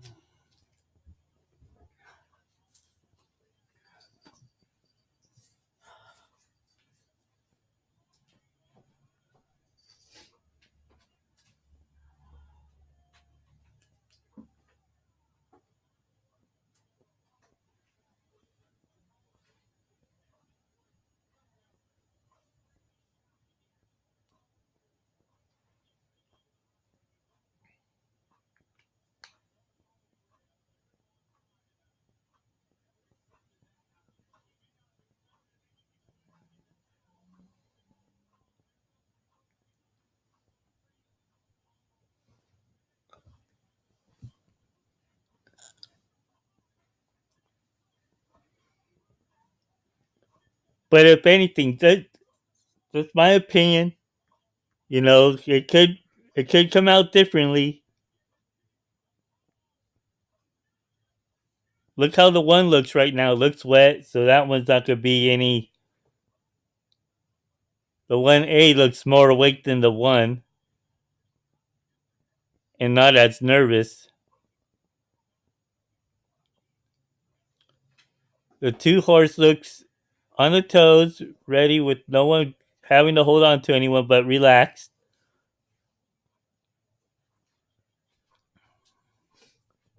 May like the distance.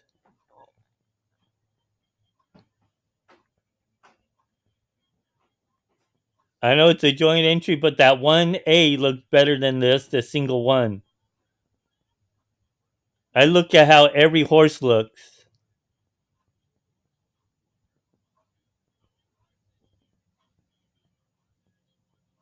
A 6 looks on his toes, but also a little high strung and too ready right now. 7 looks a little small and relaxed.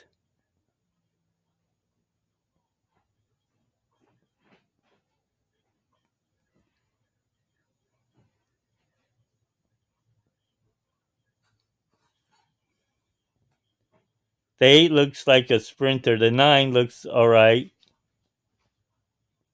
The 10 horse is big, on the toes, but maybe a little nervous. The 11 looks alright. They had the little bow, just with the horse, pony horse, and all that.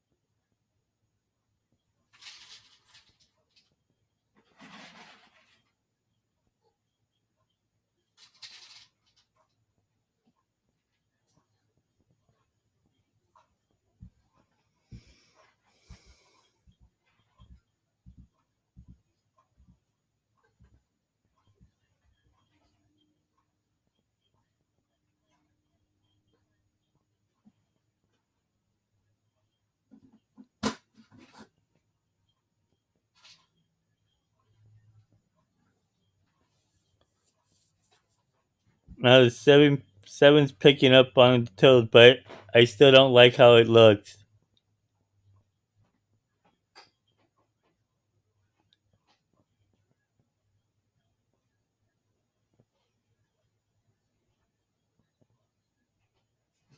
At 5 horses, it's just a little too nerve.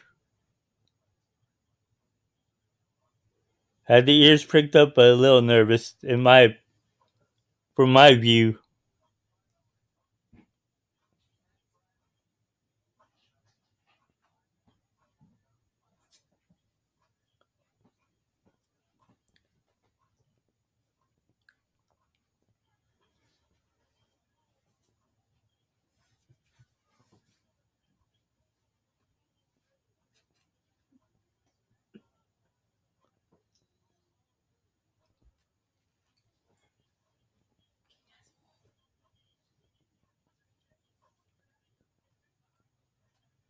They're just letting that two just look around and relax. Now it's with the pony.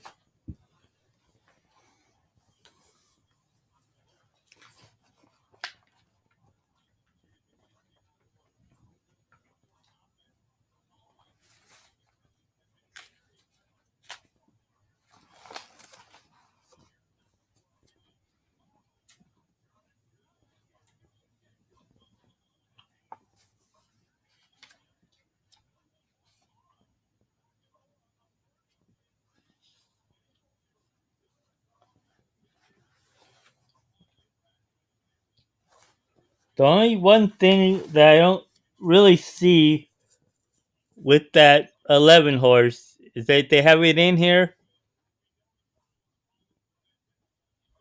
but will it be its perfect distance?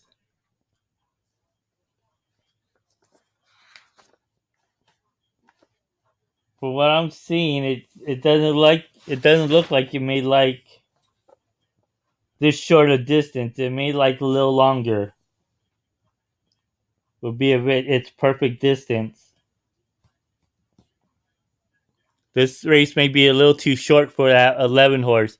Unless they quarter horse it out, then it may be able to have the stamina to stay in there. If they quarter horse that 11 out.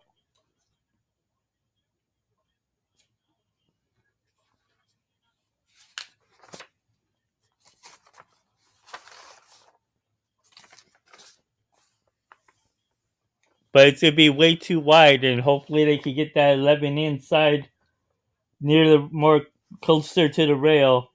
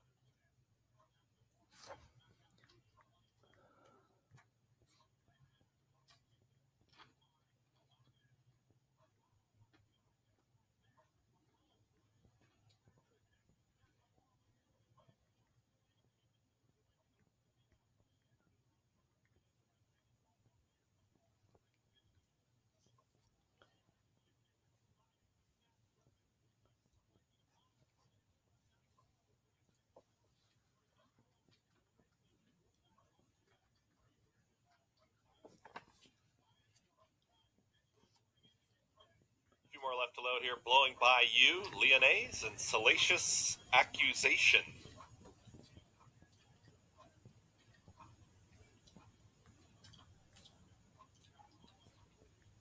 Salacious Accusation to the outside. All in line. All set.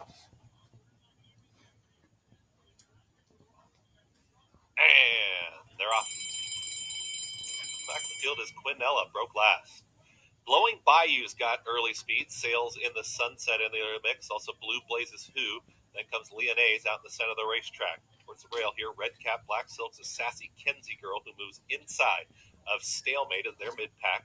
Also there is Mucho Mas is moving forward, comes Bell Strike. Quinella is about 5 off the lead and in behind traffic. Also running on, here comes Salacious Accusation, and at the back of the field, it's Wits Question. Plenty of pace on hand.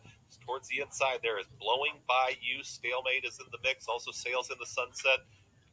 Comes Lyonnaise outside of Stalemate as they start to challenge this leader now. It's Sails in the Sunset who's got the lead. Blue Blazes Who is right there in second towards the inside. Blowing By You. Stalemate is looking for some room. Purple Captain behind runners.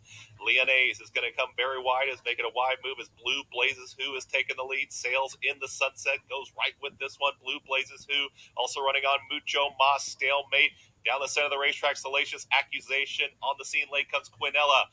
Mucho Mas is ready to come up on the outside. Mucho Mas to put ahead in front. Mucho Mas, Blue Blazes Who? Mucho Mas. 894. Gets the score. Blue Blazes Who. Late run there, Quinella in 1 minute 12.08 seconds.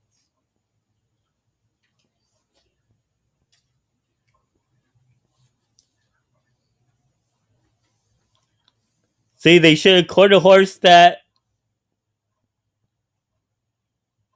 They should have quarter horse their 2 horse out there.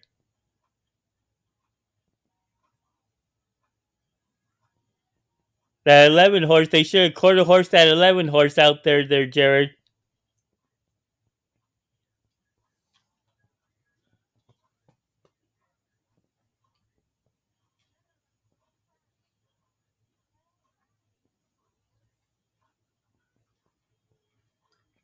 Yeah, but you like the 11 a lot more. My 2 horse didn't run a good race, and I'm not complaining. Was coming up late, but didn't run a good race.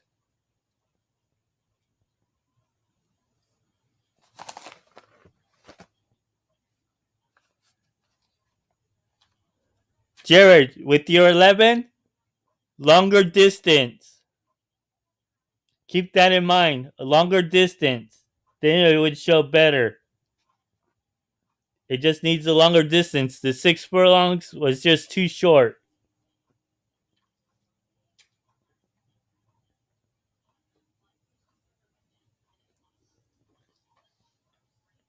Order finish posted. First, number 8, Mucho Mas. Second, number 9, Blue Blazes Who.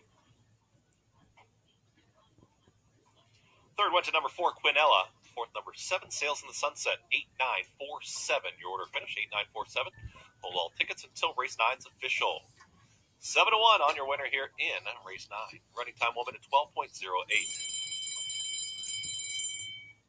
That's why you gotta, Jared, if you want to be better at looking at how things are instead of just looking at the past performances, try to study the pedigrees.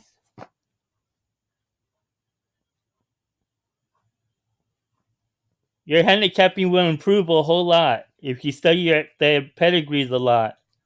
Race 9's official, exact at $125.70. The trifecta, $290. It's a lot of work. It took me years, but it's worth it.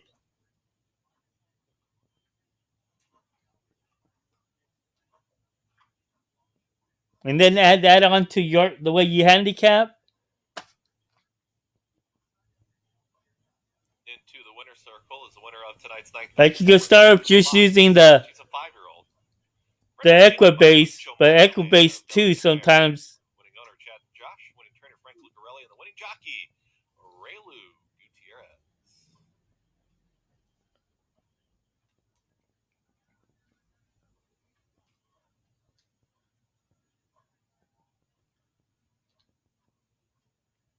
The double 1-8, $50.60. Pick 3, $167 even, and the 10-cent superfecta, $549.24. Running time 1 minute 12.08. Coming up, 10th and final. Houston High Five is right now. Field of 13. Exact trifecta, superfecta, Houston High Five. The Houston High Five in 21 minutes to close things out on a Friday night. It's next.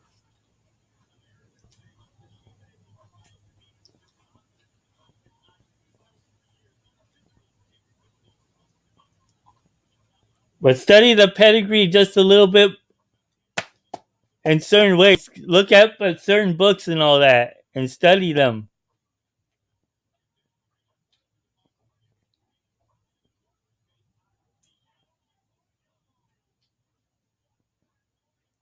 Like the sire stats, somewhere they sell sire stats and they'll teach you about the pedigree wise of hundreds of stallions.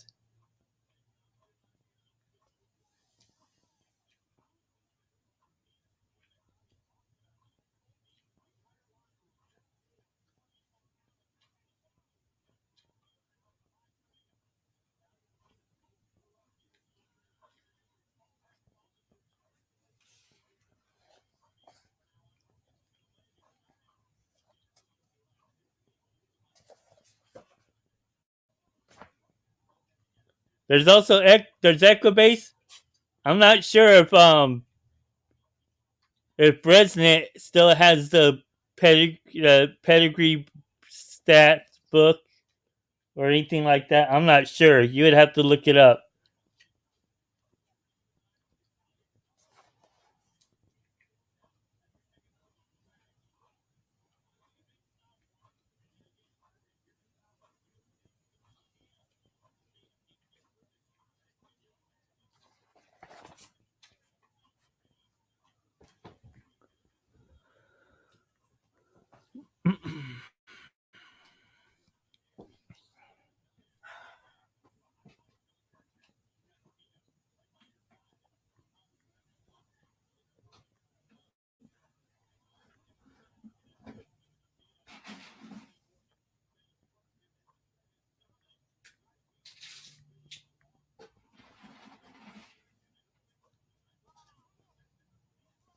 Racing. Up to hit begins beautifully in the middle of the line. Dynastic off nicely from the inside. Tearfully, Apolitical Glory down the outskirts. It's Dynastic and up to hit. Apolitical Glory the widest. Up to hit. And Dynastic in a photo finish. Up to hit. Just got there from Dynastic and Apolitical Glory. JQM out wide a close third. With Tearfully close up in the fourth.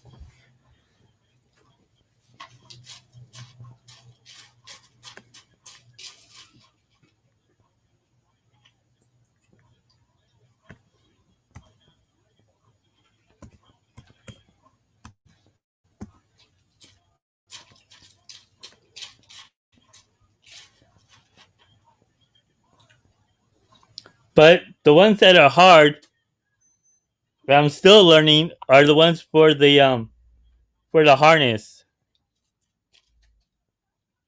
I pretty much get the stats of the quarter horse and the thoroughbreds.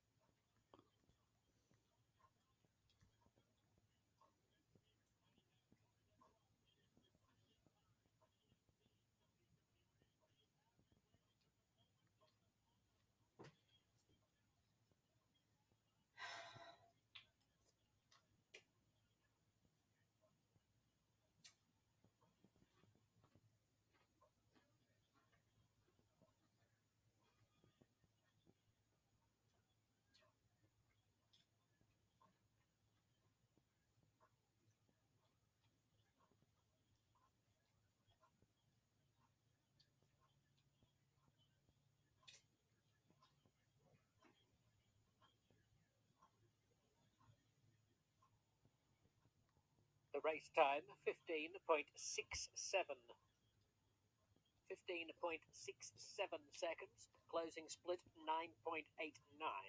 The winner is number 3, Up to Hit, defeating 1, Dynastic, with 6, Apolitical Glory JQM finishing third, and number 4, Tier.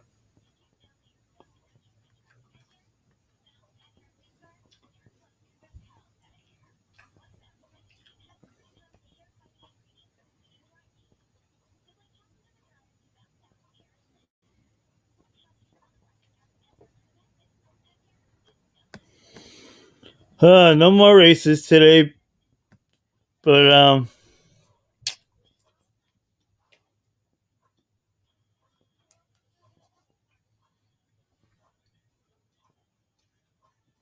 like I said, my Discord is Aztec Pride Racing. The chat room I have it's Howling Time Handicapping. If you guys want to contact with me, you also could message me on YouTube and I'll get your information.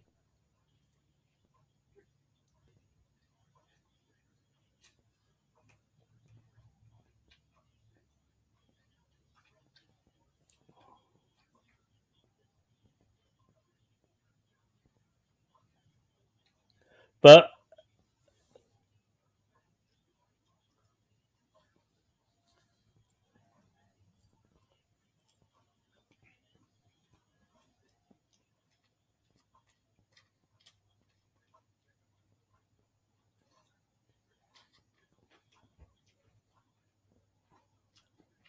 well, I have to invite people. I just barely made it like a couple days ago.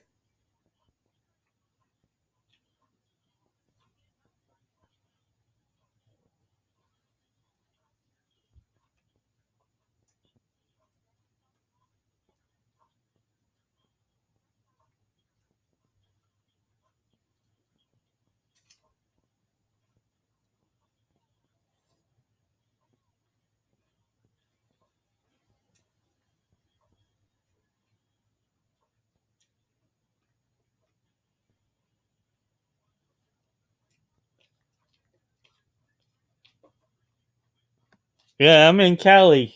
I'm in Southern California.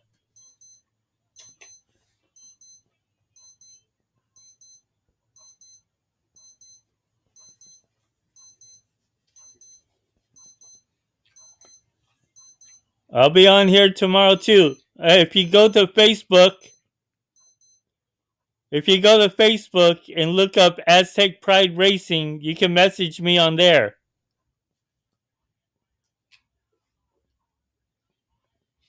Yeah, it's 9 p.m. here.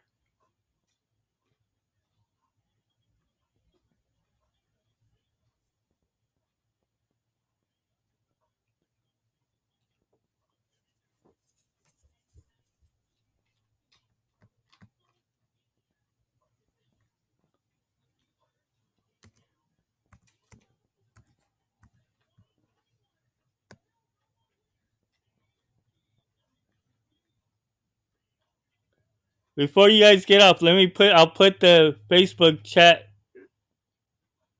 in the room so you guys could message me.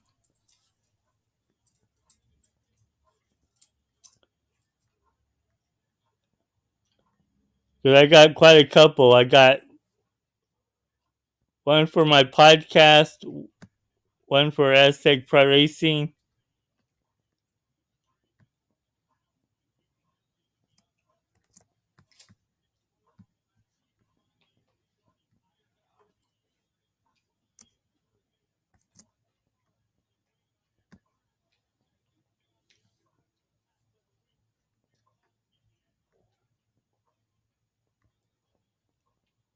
Okay, there's my Facebook page.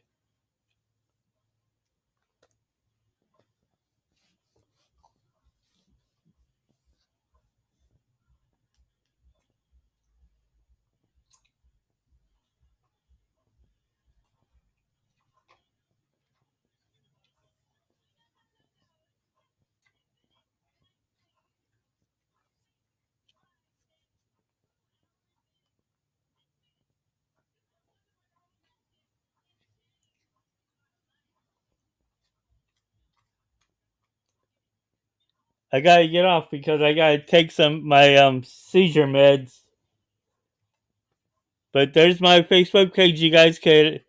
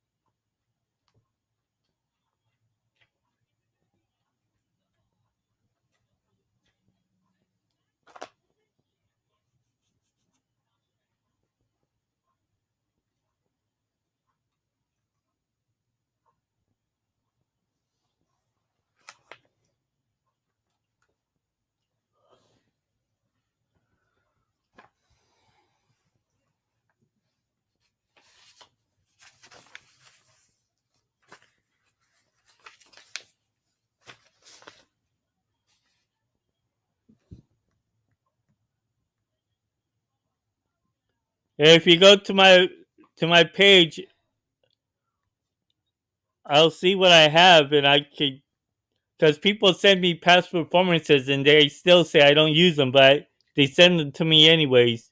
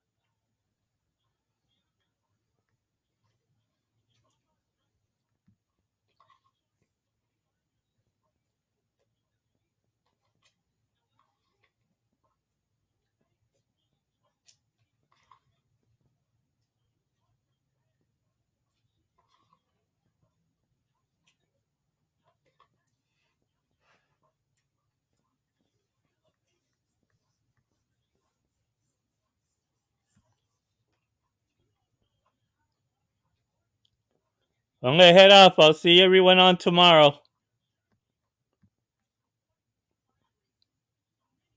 There's my page, my Facebook page. You guys want to contact me?